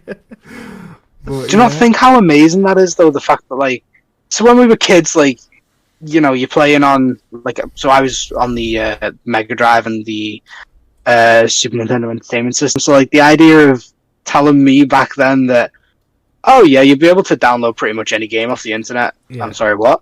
Or like, you'll be playing better quality games than that on your phone. Yeah. Like, and obviously at the time, mobile phones weren't even like a normal thing. Like I had no idea about it back then. So I'm like, just the thought of like how far it's come with all that, it's just crazy, man. It's mad, absolutely mad. It is. Sorry, I reminisce a lot. Wow, you crack on, bro. Honestly, it is amazing when you think of it. And you know what? Like you said, Phil, at some point down the line, they will be suffering for all these games, or they might be eating TV series, like eating this Who Made a Sonic or whatever it's called. That could actually be a TV series eventually. Oh, that would be brilliant. That's the worst thing. That would be brilliant. That would be so good. Just like, honestly, right? Like Netflix, you can go with like any show really, and like most of the time they'll be like, yeah, that sounds good. Yeah. Someone needs to go to them and be like, yeah, it's a series where we kill like the characters, and it's based on that. It's doable. It is actually doable. Yeah, I mean, look, it's basically like a Black Mirror kind of thing, but for nothing but gaming. Yeah, literally. Like, but they did Netflix, just make a Who Destroyed the Gaming universe. What's that? Yeah. Have someone kill every single character and just figure out who it is. It's just murder mysteries, but Nintendo. Yeah. It's a market for God. Yeah. Like, who killed Banjo-Kazooie? Who killed Conker? He's going back a bit too far. Nah, Conker. Oh, bro, that's another game I really want to play. Conker's Bad Fur Day, bro. Conker's Bad Fur Day. I've never played it. I've seen bits about it, and I really want to play it. What was it on? GameCube, I think. Oh, so you would have to buy a GameCube to play it unless they got emulators, which they have. They are, to my knowledge, they are actually re-bringing out a Conker game. Oh, they're bringing out a new Conker game. No way. I'll have to buy it. Yeah. Oh my god. I mean, considering like, I used to play that as a kid, and I'm like, the thought that like, because that was one of the video game characters that was just gone forever. Like, he was never mentioned again, never seen, and it was just like, what happened? And now they're just like, oh yeah, we're gonna remake Conker, and the internet just went insane over it. Oh, big time! I didn't hear about that. I can't believe I didn't hear about that. Clearly the internet didn't go as insane as it should have. Too busy revising. I missed out on everything. Like. Yeah, excuses. Yeah. Wow. Could do anything for their games. God. You know what? I think they should remake as well. Did you ever play the original Spider-Man game for PlayStation 2? Is that like Spider-Man 1 or Spider-Man 2? I never played the first one. Spider-Man 2 was probably the best out of the two.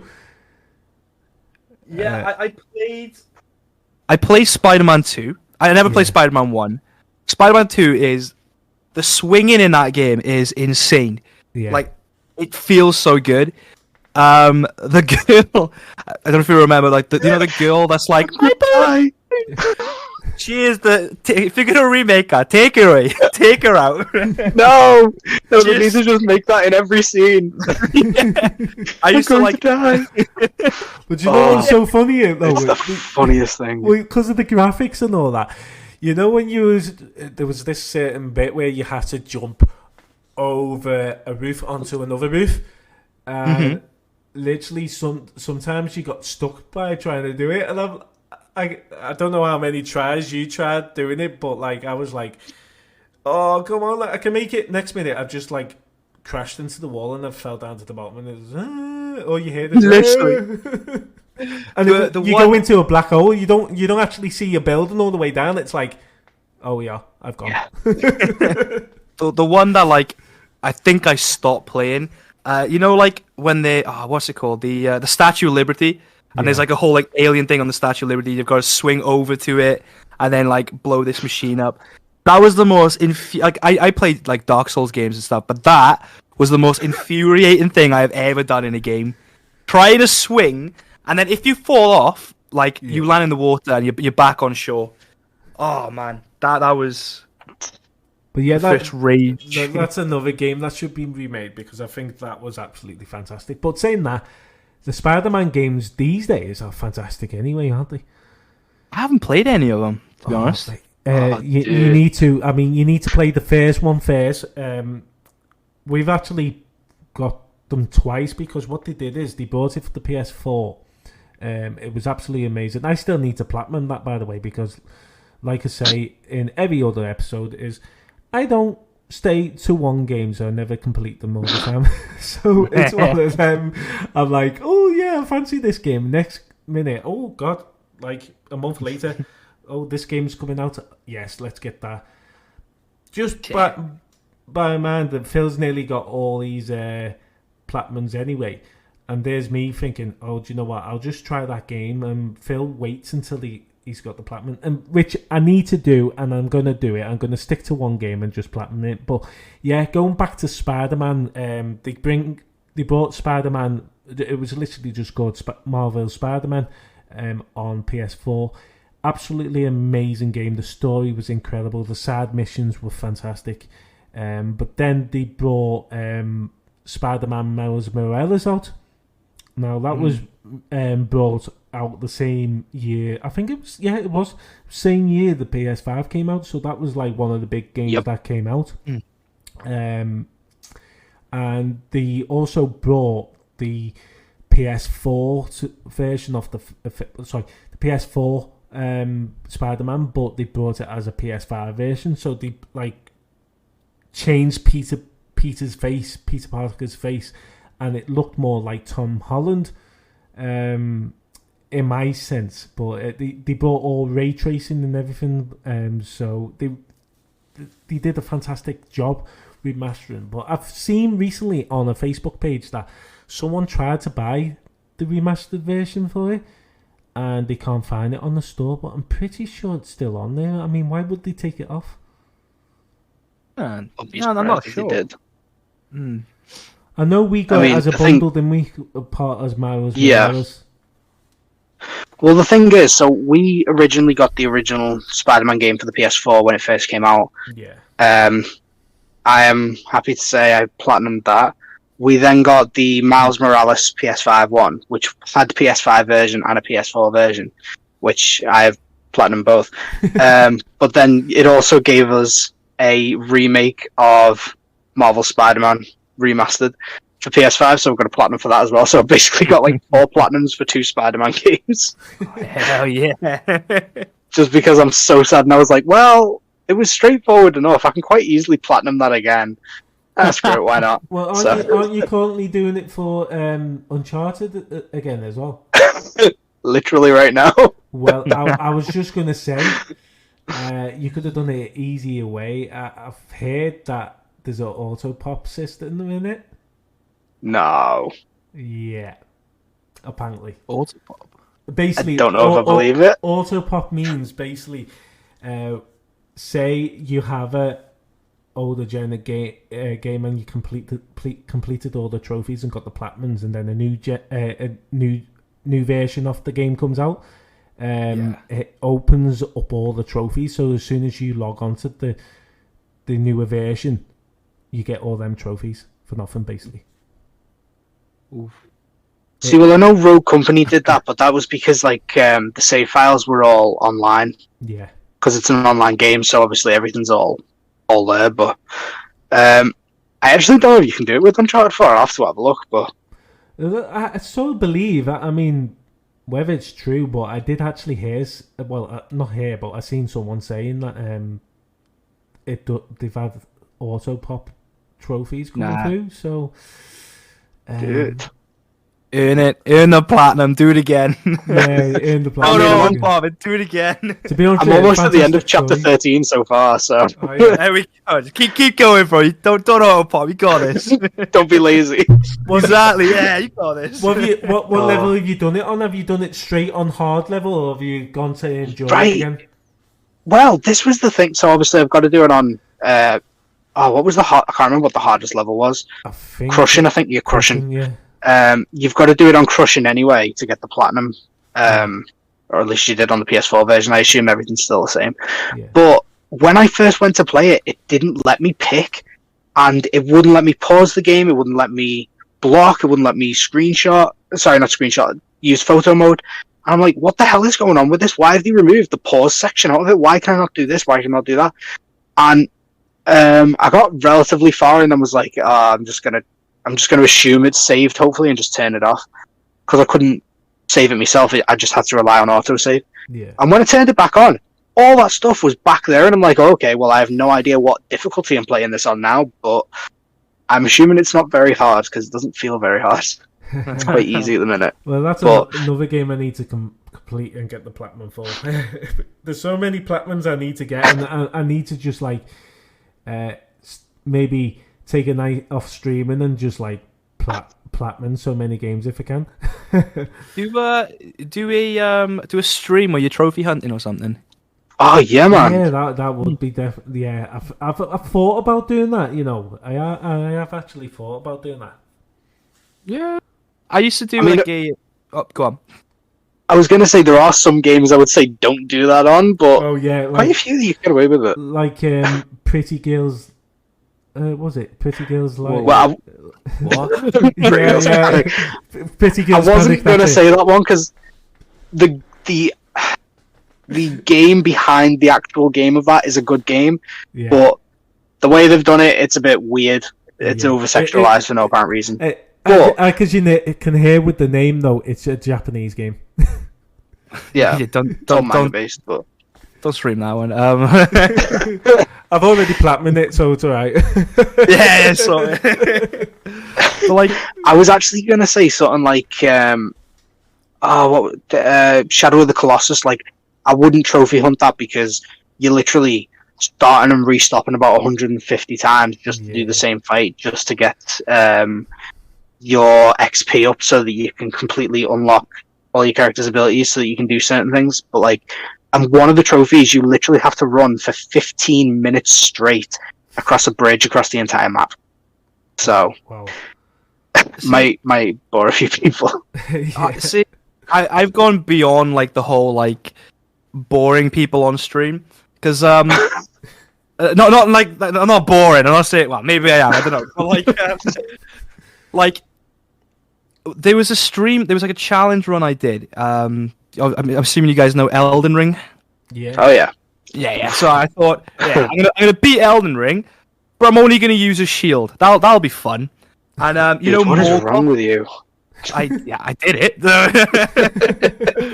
I got a Morgott, and it was a 6-hour stream. Yeah. And I was like, I started with Morgott, and I was like, I'm gonna keep going until I kill it. And I was literally fighting the same boss for about 6 hours. So it just fuck the whole like being boring, bro. It's just like again. Do you know what? If I streamed gaming, like if I streamed me getting the platinum for Crash Bandicoot, I feel like it would have gone viral for all the wrong reasons. Like, I genuinely, honestly, I dislocated my little finger because I got so angry with one level and punched the wall and lost. So, yeah. When I first like played Dark Souls, like there was a boss I was stuck on, and it angered me so much that I put my foot through my like little plastic bins. I just like kicked it and it shattered. I was like, oh shit. There's you going like, go on. I need to get it off my foot, but it's like stay there, stream. I'll be all right in a minute, you know. See, but after you've done it, you're just like, well, that wasn't worth it. The worst thing is though, like for nothing.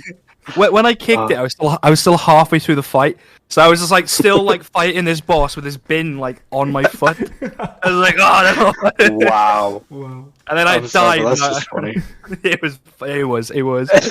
I went through like 2 bins that day. Yeah, it's a good little game instead. I bet the stream as well. I bet everyone in the stream was going, "You alright, Vince's milk." Oh no, this was like way before streaming. Right. Even better than I was going to say. I can't even be like, playing it up, to make it interesting. I was on my own, like straight through the bin.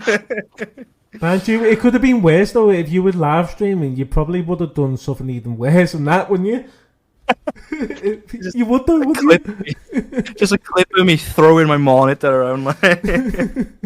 Oh my god! Have you seen the YouTube video where someone concedes a last-minute goal on FIFA and decides to, I think it was, pick up his PlayStation on his TV and he threw it straight out his bedroom window? I mean, like, come on, really? I mean, I love that. That must have been staged though, because why would you, in the right frame of mind? Okay, yeah, you get your urge and you want to pick up something and throw something, but why would you throw it out the window? Yeah, exactly. Pick up something small or like cheap, not a TV. Like, you know. Do you know what though? I bet the guy that did that had a TV in his room next door to him, waiting for him just to replug it back in, and it was a better TV. Oh yeah, tell it bet that TV did not work, and he had a skip outside his window ready, and he was just putting it in the skip pretty much. Tell it bet that one. or one of his mates were out there and caught it for him and said, "Oh, thank you for the free TV." It's like a blanket, like out ready to catch it. Like. Oh yeah. Do you know what? It's been amazing chat with you on this week's episode, mate. It's been amazing. We're just going to end the episode with a few questions, and one I was going to ask, and it was basically, when we were saying that, remakes on games and The Witcher have made a TV series with Netflix and all that. Mm-hmm. But my question is if there was any game you could have made into a TV series, what would it be? And this is for both of you. Oh. All right. Check this one. All right. Have any of you played Bloodborne before? Not played it, but seen a lot of footage of it. Imagine that as like a Netflix show. That would be like the most gruesome thing. Oh my god, that'd be amazing. I don't know if it's like an old game. That's a good question. I'll let you go first. See, me personally, I think probably Phil will be saying the same game, but I've always wanted a Life is Strange TV series. I mean, I don't know if you've ever played them games, but them games are just amazing. I know of the game, and I know like bare minimum of it, but yeah, I think that would be an interesting one. Definitely an interesting one. Well, yeah, because that's another game where you decide how the game ends. So there's all multiple endings, and it's incredible. The story itself, and you could say the game is a TV series itself, but obviously with graphics that you think to yourself, oh, they're not actually up to TV series graphics, but the story and all that, it's absolutely amazing, and I absolutely love the first one. And I think what they should do is they should make a TV series of the first one and then go on so on, because they've got that many games now, they could actually expand it. But what I have heard, and I think it is a possibility, Prime Video have actually turned around and said that they would love to do a Life is Strange game. I might be wrong, but I heard rumours that there were talks back a few years ago with Prime Video that they could possibly be making a Life is Strange TV series. So yeah, that would be incredible to see. That would be sick. I think I need to play the game before it comes out. If it was to come out, I definitely need to play the game beforehand. Because I like I said, I know bare minimum of it. Well, Phil got me into that game, and he'll tell you now why. But I'm so glad he got me into that game because it's amazing. The thing is, that game was one of the reasons I really wanted a PS4, because I never had a PS3, but like in the end, I was like, oh, I need to buy one because I really want. There was a few games I wanted, but that was one of the big ones. And like the art style of it's really interesting. It's not like really high end graphics. It's quite, I don't know. It's quite arty in the style, but the whole gameplay, the whole premise of it is just amazing. So I'm sorry. No, go on. I was just gonna say, what is the game about then? Like, Okay, so you play in the first game. You play as a girl called Max Caulfield, who she realizes that she has the ability to control time to some degree, and basically, you've got to go through her current, life story, like what she's doing, how her life's progressing and stuff. She's a photography student in school in America, and she reconnects with a close friend, and then you've basically got to like figure out these puzzles using her time control powers to like get to places you couldn't get to, unlock things you couldn't unlock before, all these different things, and like it really messes with time completely, and then you find out you can do new things and your character develops further into the game, and then you do. It's not so much as many choices as like Until Dawn, but choice wise it does have like 2 endings that you can choose from, and they say it's kind of like you get the gamer's decision of an ending and the you get the logical thinking of an ending and the emotional thinking of an ending. So what people would choose to do in real life emotionally and what people would choose to do through logic. But honestly, it's such a good game. Yeah, that sounds like a lot more like in depth from what I've like seen of it. So Yeah. I might have to give that a go. Like if you, well done, bro. You just sold me on that game. The thing is, I'm not revealing anything too much there. I'm just kind of giving basics, but like that's what some of the stuff I could say about it, I adored that game. Yeah, And I mean, like, me too. I'm a photographer. She's a photographer, and I was like, I get to play as a photographer, Yeah. something I've not done before. But Hell the yeah. reasoning behind it, amazing. It is amazing, and you know what? The Vince's Milk. Do you have a PlayStation, by the way? PlayStation 4, yeah. So I don't know whether you can actually. Yeah, you possibly can. Do you have PlayStation Extra? Yes. So what you will find is, I think the first game and the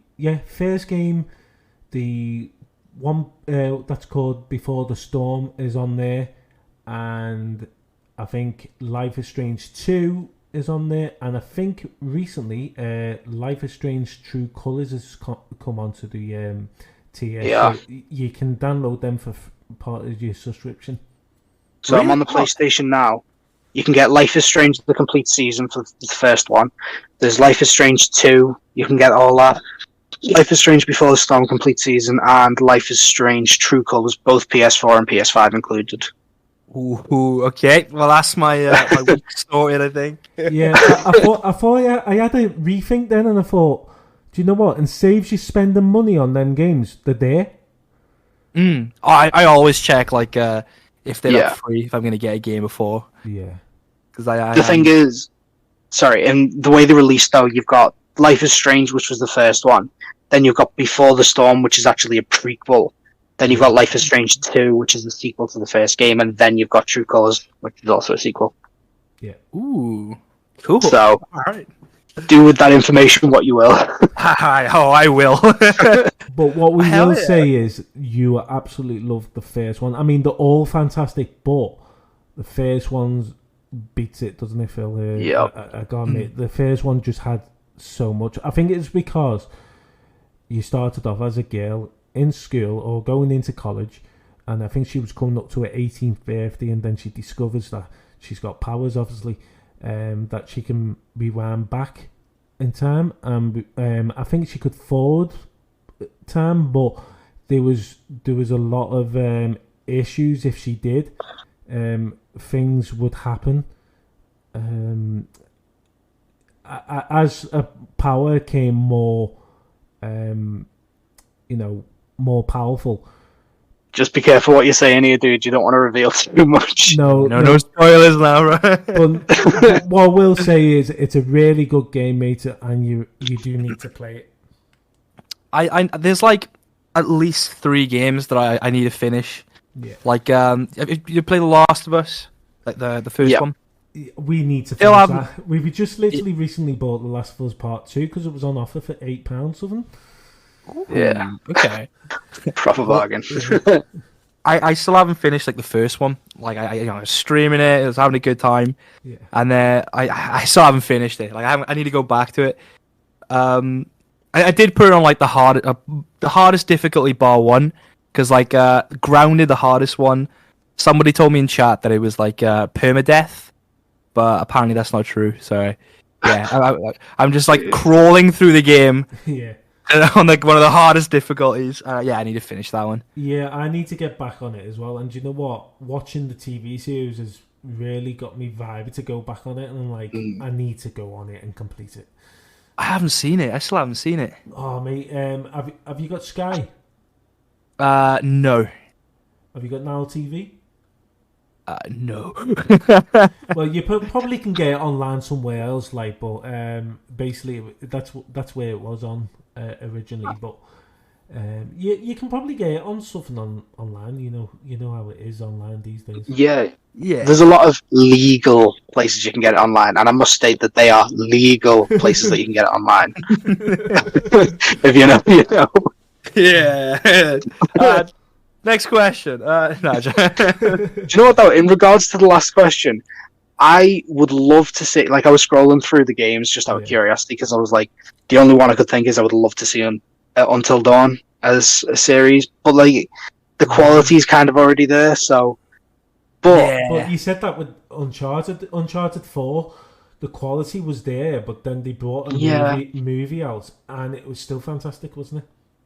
It was, but I don't know if you've heard of it, but there's a game called Toy Story 2. Now, I'd love to see that as a film. I really would. Oh, yeah. Wait a minute. It's already been a movie. I'm sorry. No, in all honesty, though, there's The Last Guardian, and there is also Shadow of the Colossus. Those two games. Yeah. You played it? Shadow of the Colossus. Kind of. I got it, and I want to play it, but I have played like a little bit, like down at mate's house. Yeah. But I have seen like the entire game because like back and forth playing kind of thing. But no, I haven't like played it properly myself. But that as a TV show, you could literally how many enemies like bosses are there? Like 10, 8, something like that. 8. Yeah. You could literally do like an episode an enemy. Yeah. And that would be insanely good.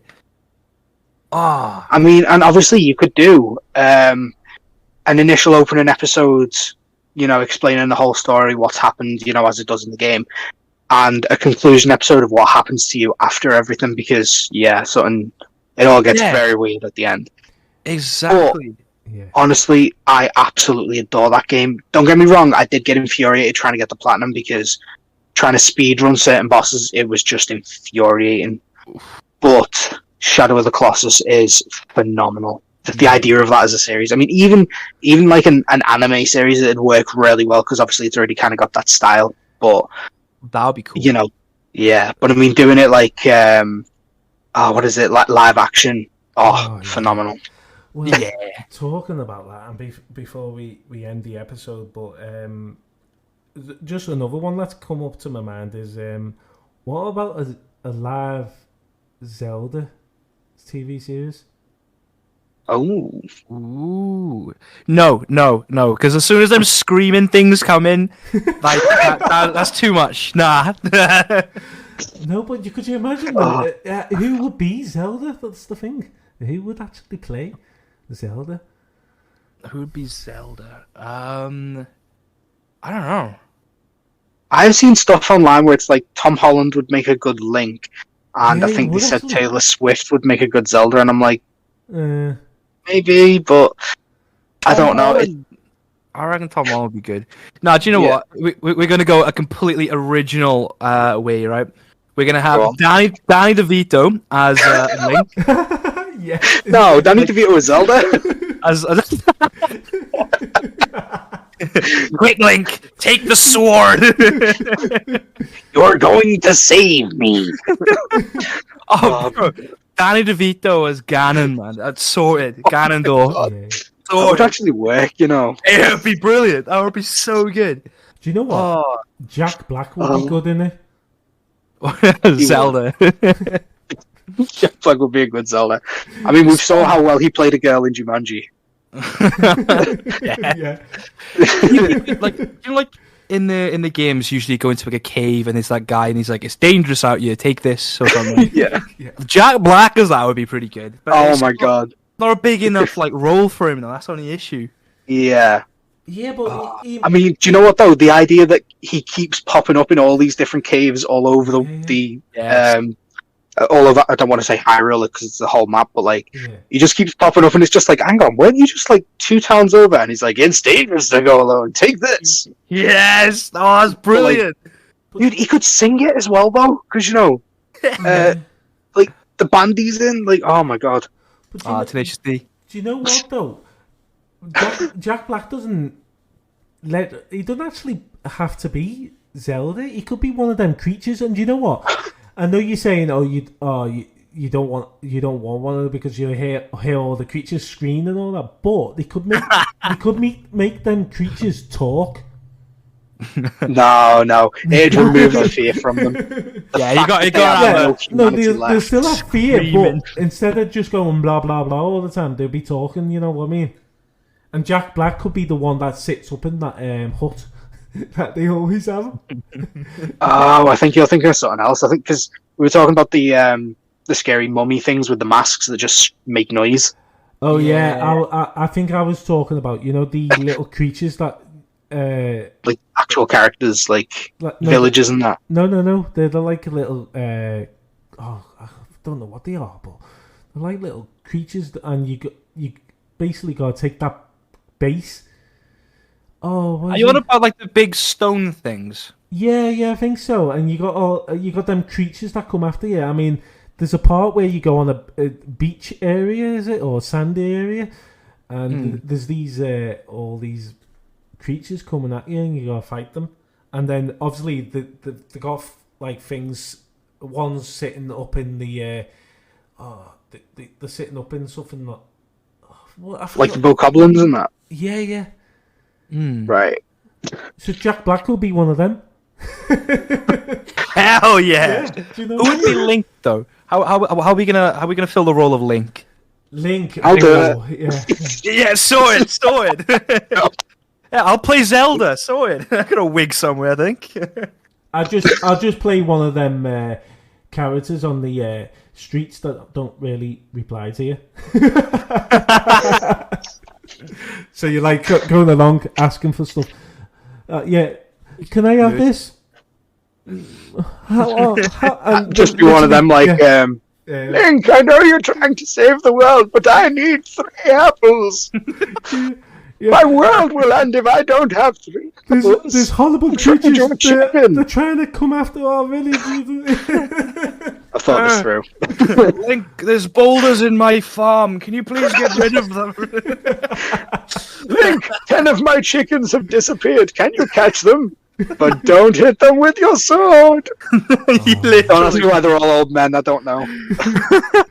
You just be every NPC. Sorted. Oh my god. Oh wow. Funny. Can you imagine a battle royale game of Zelda though? That would be pretty funny. It's so good. Oh, I can just picture like the pigmen and everything. Just like every little thing that spooked me from that game. Just being just real life. I'm all for it though. Don't get me wrong. Yeah. Screaming mummy things, the pigmen. Yeah. All for that. Well, yeah. It's such amazing, and we could go on and on and on. And I think they've got quite a few a good list of discussions and all that. But Phil, is there anything you want to end to the episode? So, if you were to live in the universe of the last game you played, what universe would you live in? Oh, Tough questions to the last, eh? So like, the last game I played, I have to live in that universe. And what universe would that be? Bro, I recently... I'm trying to think now. I'm trying to remember. Do you know what? I'm going to add to it, though. Your favourite character is your companion in that game to help you through it. See, majority of the games I play, like, they're usually like soul games and stuff, and you don't really get, like, many companions. I think the last game I played was Resi 4, because like it was like the last time I played a game was when I streamed. So I've got Resident Evil 4. I'm in that world, which is terrible. And like the last thing I saw as well was like really like jarring and scary. I won't say just in case it's spoilers or whatever, but it was. Yeah. My favorite character from Resi 4. I don't think I have one, bro. Well, it doesn't have to be from that game. It could be from any game.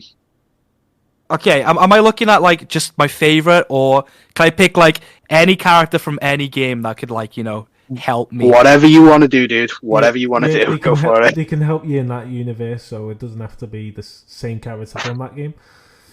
Banging. All right. In that case, then, to make it easy mode, I'll just like combine the last two games I played.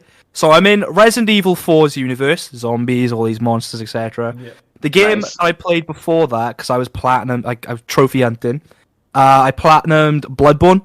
But I just easy mode. I'll just take the hunter from Bloodborne as my companion, and the zombies will be wiped out in no time. Boom. Dude. Yeah, you just have to stand there and be like, okay, knock yourself out. Like, yeah, look, I mean, the enemies he takes on, yeah. Yeah, Orphan of Cost, man. That's incredible. Oh. So do you know what? For me, the last game I played obviously was Uncharted 4 because I'm trying to re-platinum it for fun. Yeah. But I feel like I'd want my companion to be Trico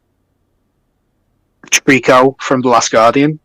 Yeah. Like, it probably wouldn't be the best treasure hunter, but it could definitely get me out of some jams in Uncharted 4. Yeah. Yeah. It's like fly over the enemies and just crush them all. Literally. Do you know what would be an interesting one? Alright, like, go Resi 4, we'll stick to that. Crash Bandicoot, bro. Picture having Crash Bandicoot as a companion, bro. Oh, wow. 7-foot Crash, 6-foot Crash Bandicoot. Will you spinning into these monsters. Will you help me, Crash Bandicoot? Boobiga! Oh, I'm sorry, but I would love to see that. Like, could you imagine how funny that would be, though? That would be amazing, bro. I would like pay the to do that. It needs to be a thing. It needs to. Bro, there's another series for you. Just crossovers on random games. Yeah. Oh my god. Yeah. Take any game and then just change the main character that you play as. Boom. Okay, so Uncharted crossed over with The Simpsons. Yeah, Uncharted, you play as Homer Simpson. Easy mode. Then you got like I'm trying to think of games now. Spyro and The Last of Us. Oh, yeah. Wow, Walker's. Wait. Spyro, if you're doing that, is it gonna be like you're in The Last of Us and you're playing as Spyro, or you're in Spyro and you're playing as Joel with a gun and everything? That'll be funny. Yeah. I mean, I was thinking Spyro in The Last of Us, but the thought of him in Spyro would just be hilarious. Joel running around shooting dragons and shit. Wow. Hilarious. Absolutely. What about? Here's another one before we end the episode. But what about Need for Speed? Yeah. Right, listen out. Crossover with let's think. Crash Bandicoot. I mean, that would be insane. That wouldn't it? Yeah, there's two ways of looking at that one. Then you either play Need for Speed and you're running around as Crash Bandicoot, just running the same speed as a car. Why not just sprinting through? Or you've got like this platforming game and you're a car and it's just driving over these like boxes. I love it. That's brilliant. Yeah. Oh, one more. God of War and GTA 5. Just Kratos going around just killing everyone. To be honest with you, though, no trouble at all. I actually think that's a thing anyway with the mods. isn't it? Probably, actually, yeah. I actually didn't think of that. Yeah, you just made me sound like an idiot. Thanks. I was just thinking. But it's not a proper game, is it? What's his name? Is it Big Smoke from the first one? Oh my god. Him, but two number nines, a number 9 large, a number 6 with extra dip. And then just put him in God of War. Boom. I want to see Big Smoke killing these giant gods and stuff. It can be his brother, can't it? That's brilliant. There's a market for this, I swear. Yeah, this is genius. Right? If all the developers are listening to this, then get this written down. It's a must game now. And just credit, you gotta put us as like unlockable characters or an Easter egg or something. You gotta pop us in there, like. Pinnacle of gaming, though. Sonic in Bloodborne. Oh. Again, actually, again, devastated by everything. You could mix that in with the game that's coming out on Steam. Who made it? Well, Sonic, yeah. It's just like the idea, like, whoa, what's all this blood? Betty, yeah, just like, and do you know hey, what? Sonic, you look different. It's just the hunter. Do you know what's even funnier though? You could actually have Ryan Reynolds as part of it as well. Oh my god.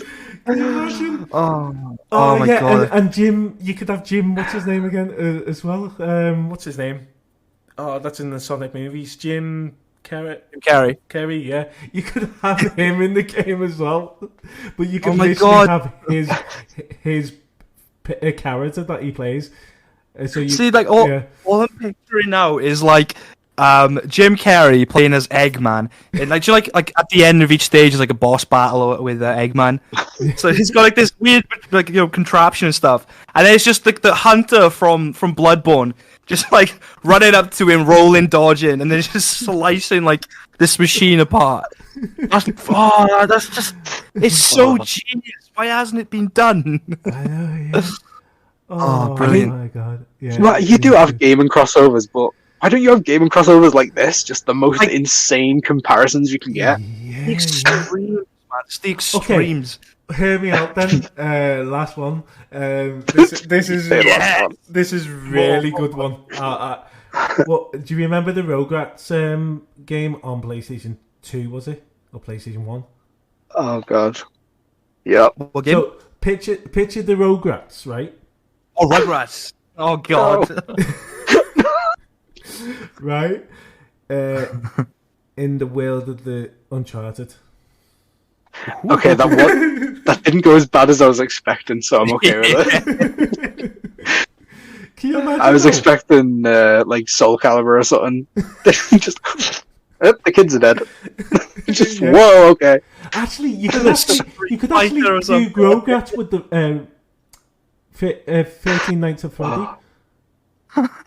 I would. Oh my god! Do you know what they need? They need a Rugrats Street Fighter game, like a Rugrats Street Fighter. That would be fucking amazing. Just like my main would be Chucky, obviously. You just, bro. There's so many games, like so many. Do you know what one of his abilities could be, like spitting his dummy out, and it's the most powerful thing.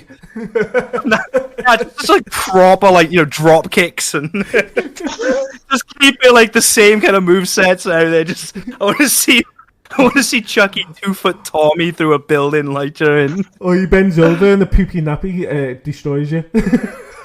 Yeah, exactly. Oh, bro, that's genius. That's genius. That would be hilarious. Any game developer, anyone that's listening, please make that happen. Please shout out to us and let us know that is happening, because I want in. Absolutely. Do you know what?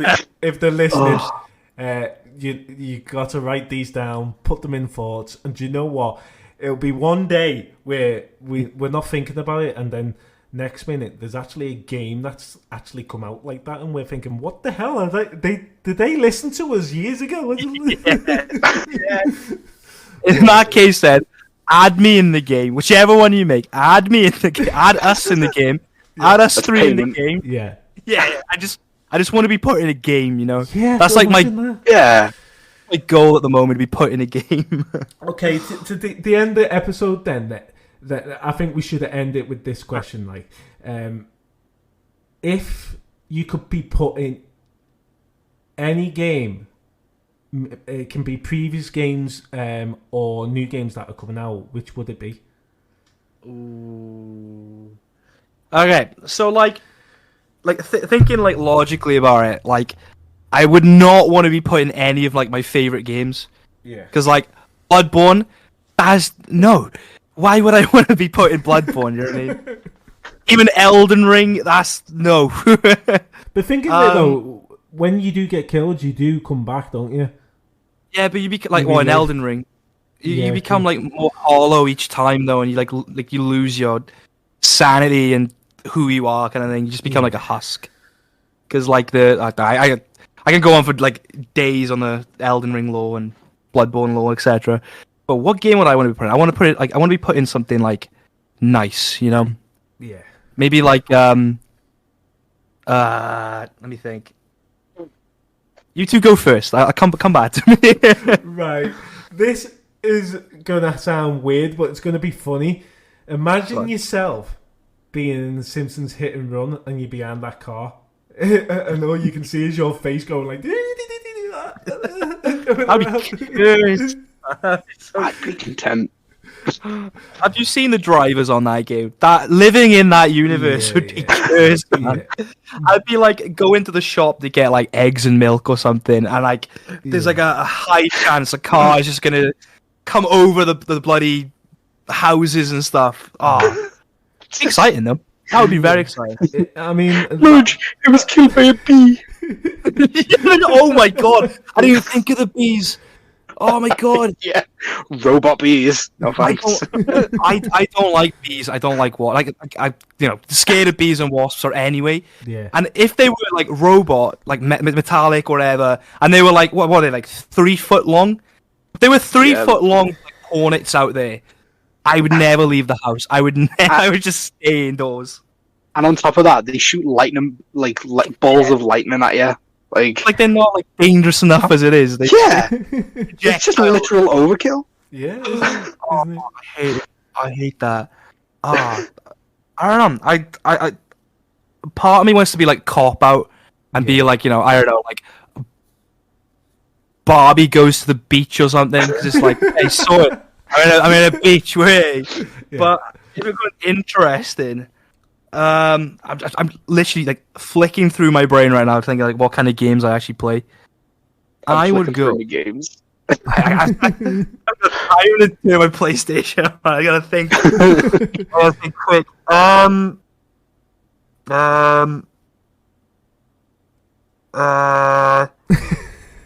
You know what? I'm gonna go back to Futurama. Why not? Oh, I feel like that would be interesting, and it's a throwback. Why not? Yeah, that would be very interesting. I mean, I was only joking about being behind the wheel in The Simpsons Hit and Run, but that would be absolutely fun to do. But behind the wheel in Simpsons Hit and Run would be pretty good. Yeah, definitely. But if I was being serious, and if I could be put in a game, and which world would it be? I think it's got to be the Uncharted world, just because I love to be an adventure person, like, goes out hunting for treasure, and you go and see new places, and you go up to you go to these caves, and you think to yourself, oh, I didn't know the history of these, or not. Yeah, I mean, I would like to be probably in the Uncharted universe, put into that game. That would be amazing. I got a different answer, actually. Oh, sorry, go on. I was going to say, I'd like that, but I can barely walk, let alone climb a building with ease. So, maybe not for me. There's a game that I used to play as like a kid on PlayStation 2. It's SpongeBob, and then it's like The Revenge of the Flying Dutchman. I don't know if anyone's heard of that one. Oh, yeah. Yeah. Go for that one. I think that would be interesting. I gotta be a fish, though. Like that's like the main rule. I gotta be a fish. Otherwise, I'm just gonna drown. But you could be Patrick Squidward then. I'll be Patrick. Oh hell yeah! No, I'll just go sit on the beach and I'll get some sandy cheeks. There you go. Bringing the SpongeBob in. Can you imagine though? You'd be underwater. It'd be like, you would have to make your character so he can actually breathe. Exactly. I don't know. Like, I want to be given the option that I can like choose what kind of fish I am. Like, I don't want to be just like the normal fish.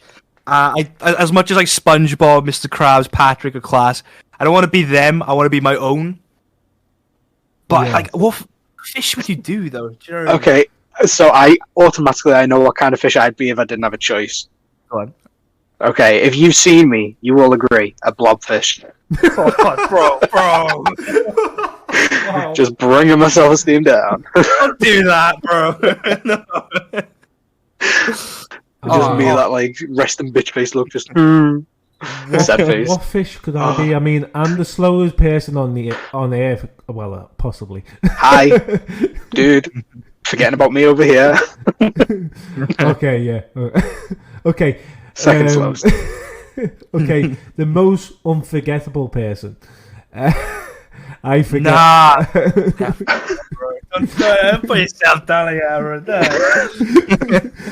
But no, what I mean by that is if someone tells me something 5 minutes ago, I forget about 5 minutes later. So, right. Yeah, in that sense, I don't know whether there's a fish like that. To be true, goldfish, 2-second memory.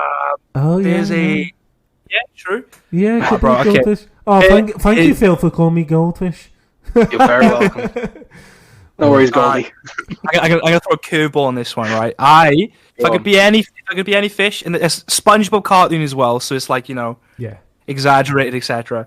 There is a fish called the bloody belly coom jelly. Okay. Oh my god. Wow. Hear me out. All right. Hearing you out. Go on. It's real. It is real, and it's essentially a picture like what does it look like actually? I know it's got like loads of colors, like if it had like loads of LEDs down it, and it kind of like, I don't know. It's sick though, and I like the attention. So I feel like if I was in SpongeBob and I was this fish that was literally just like covered in lights, etc. Yeah, I'd love that. Yeah, that's final answer. Lock it in. A bit like an anglerfish, but it's like it's got the lights all through it. Kinda. Anglers just have the one on the head, don't they? Yeah. Yeah, it's not quite like. Let me Google it. I'm gonna do it real quick. But it's like it's deep down. It was wait. It's not the one in Finding Nemo, is it? The one that nearly eats them. No, that's an anglerfish. Yeah, that's. Oh right, because that one's covered in lights. That one. What's it called again? Bloody. Well. Yeah, I just found it. It's fucking awesome. So it's called a blood. You basically want to be a disco fish. Bro, honestly, if you got Google next to you, bro, type down bloody belly coom jelly, like coom or comb.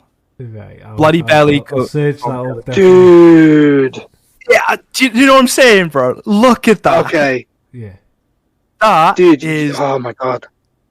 Best. Just go to any club and you'll be sent to the. Do you know what I mean? You'll blend in with the scenery, like, but you'll make any party a party to remember with that.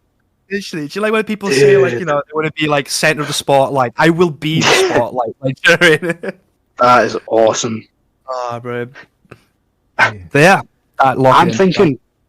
Okay, so if I get to choose, I'm gonna say a pufferfish because looking at me, you know, when I'm all nice and mild-mannered, it's like, oh, okay, he's all right, he's nice. But then get on the wrong side of me, and a puffer bigger than normal, and you know, all them spikes come out, and I become a dangerous bastard. Hell yeah! Hell yeah! I don't know what type of fish they're called, but you know the ones with the big lips. I think so. I know there's one that's like a barrel-headed fish. Yeah. But they have big lips, but I don't think it's that one. They have like a see-through scalp, so you can see like their brain and their eyes and everything. Well, you don't want to see man. I'm brainless. I mean, there's like a big mouth bass. Yeah, I think.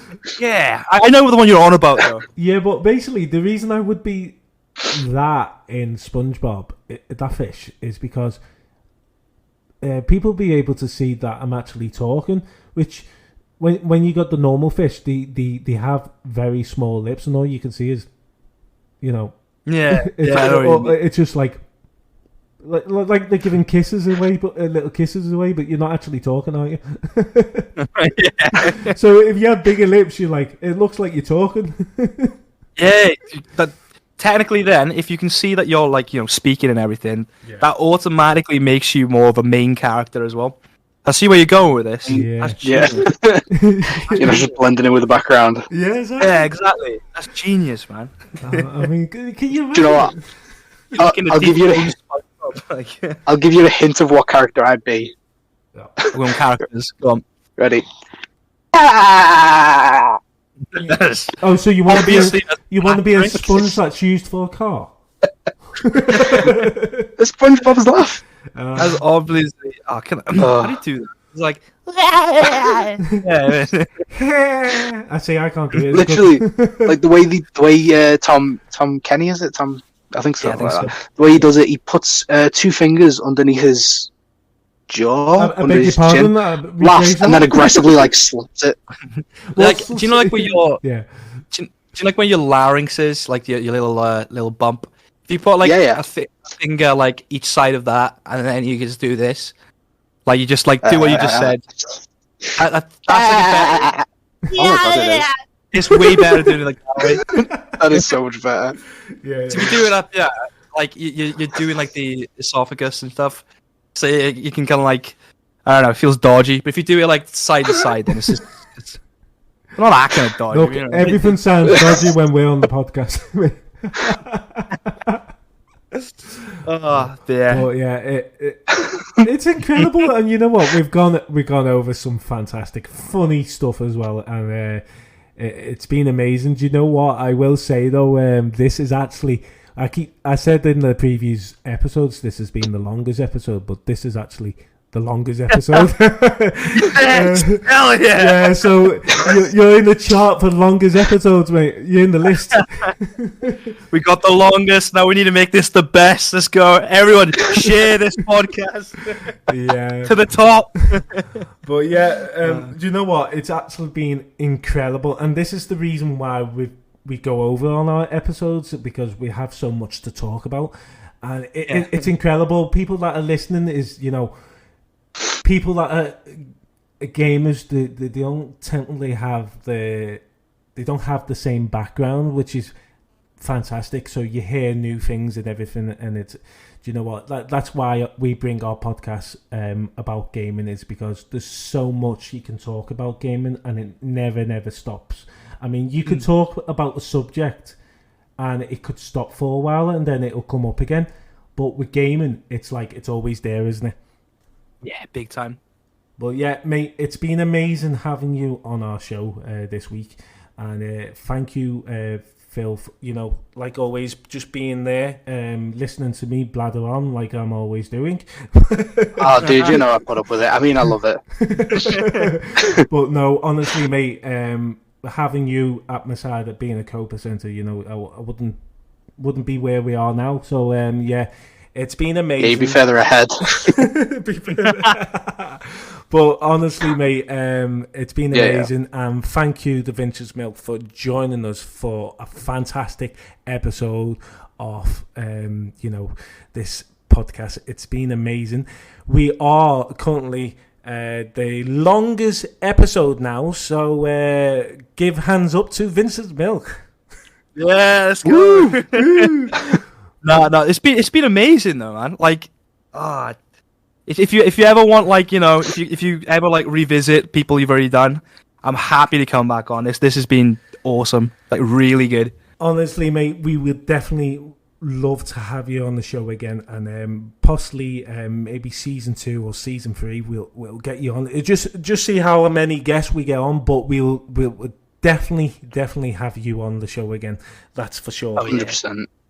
Oh yeah, let's go. By then, I'll make sure I play the was it Life is Strange? Yeah, Life is Strange. Yeah. I'll bring that to the table, boys. It could be an episode based on Life is Strange, couldn't it? Next time. Vintage Don't worry, I'll experience. pass to you. I won't leave you alone until you've played it. Yes, go for it. Just like bring it down on your live stream every time you're on. Just, have you played it yet? No. Go Excuse me, away. Mr. Milk. You got onto that game yet, by any chance? Oh god, so he's back. Oh god. I get bored sooner or later. I'll be sure. But yeah, oh mate, I've had such a good laugh. I mean, I have a laugh on each episode, but you know, all episodes are equal to their own accent. But I've really enjoyed doing episodes with, you know, fantastic guests. I've got to admit, season 1 is coming to an end soon. But season 1 has been incredible. But we do still have a few episodes, so don't worry. But yeah, I'm going to end it with, would you like to give anyone a shout out, the Vintage Milk? Yes, I could do this. Okay, so I'd like to shout out Ontos D, because he does like similar things to what I do, like challenge runs, etc. And he's a hell of a guy. I want to shout out Titch, my mod, because she is a god tier mod. Hell of a girl. Shout out you guys for doing an absolutely amazing podcast and an absolutely amazing streams, etc. Just being fantastic, guys. Really. There's so many people I want to shout out, but like I feel bad leaving anyone out, and I've just drawn a blank. But yeah, just everyone, just shout out everyone I said. Yeah, I'm rambling. Yeah. No, I get you, man. Amazing. It's difficult when you put on the spot like that, and you're like, I need to say everyone because I respect so many people. Yeah, it's like I've forgotten everyone. Who am I? What's going on? and you know what? You're a legend, mate. You know, absolutely. You're even more of a legend for, you know, because you come on our podcast, and you know what? We just talked, and it's been amazing. I did warn you, like I sometimes I cannot shut up, but see, I told you it'd be fun. We didn't have to ask many questions in the end. I didn't get it down to one. Didn't get it down to one. Sorry, go on. That was the best. I was going to say the best thing, because, like, I mean, when you're constantly just asking questions, sometimes it just feels like question and answer, and sometimes it can get a bit like boring. But then, like, it's literally just been free flow and constant conversation, hasn't it? So it was literally like, how did you start? Where did the name come from? Yeah. Simpsons Hit and Run, Resi Fish. It's just spiraled off to different things. I love it. I love it. That is like the energy that like I live for. Just spiraling into different things. Yeah. But yeah, no, it's been a pleasure, boys. Honestly. No, honestly, it's been, really enjoyed it. It's really been fantastic. I've really enjoyed it. And for the people that don't know, if you say to Alexa, play Teamworks podcast on Apple Podcasts, it'll play the latest episode. It 100% works because I've tried it. And also, we do have a Facebook page called the Teamworks Podcast, and we also have an Instagram page now, which is Teamworks Podcast also. So if you would like to join them and see any updates on our upcoming episodes and what's happening next, feel free to do so. So yeah, all I'm going to say is thank you for joining. It's been a pleasure, the Vintage Milk, and thank you, Phil. As always, you know, you've been fantastic. It's been thank amazing. You, James, for all your hard work as well, dude. No, honestly, I couldn't do it without you either. But yeah. Both smashing it, boys. Both smashing it.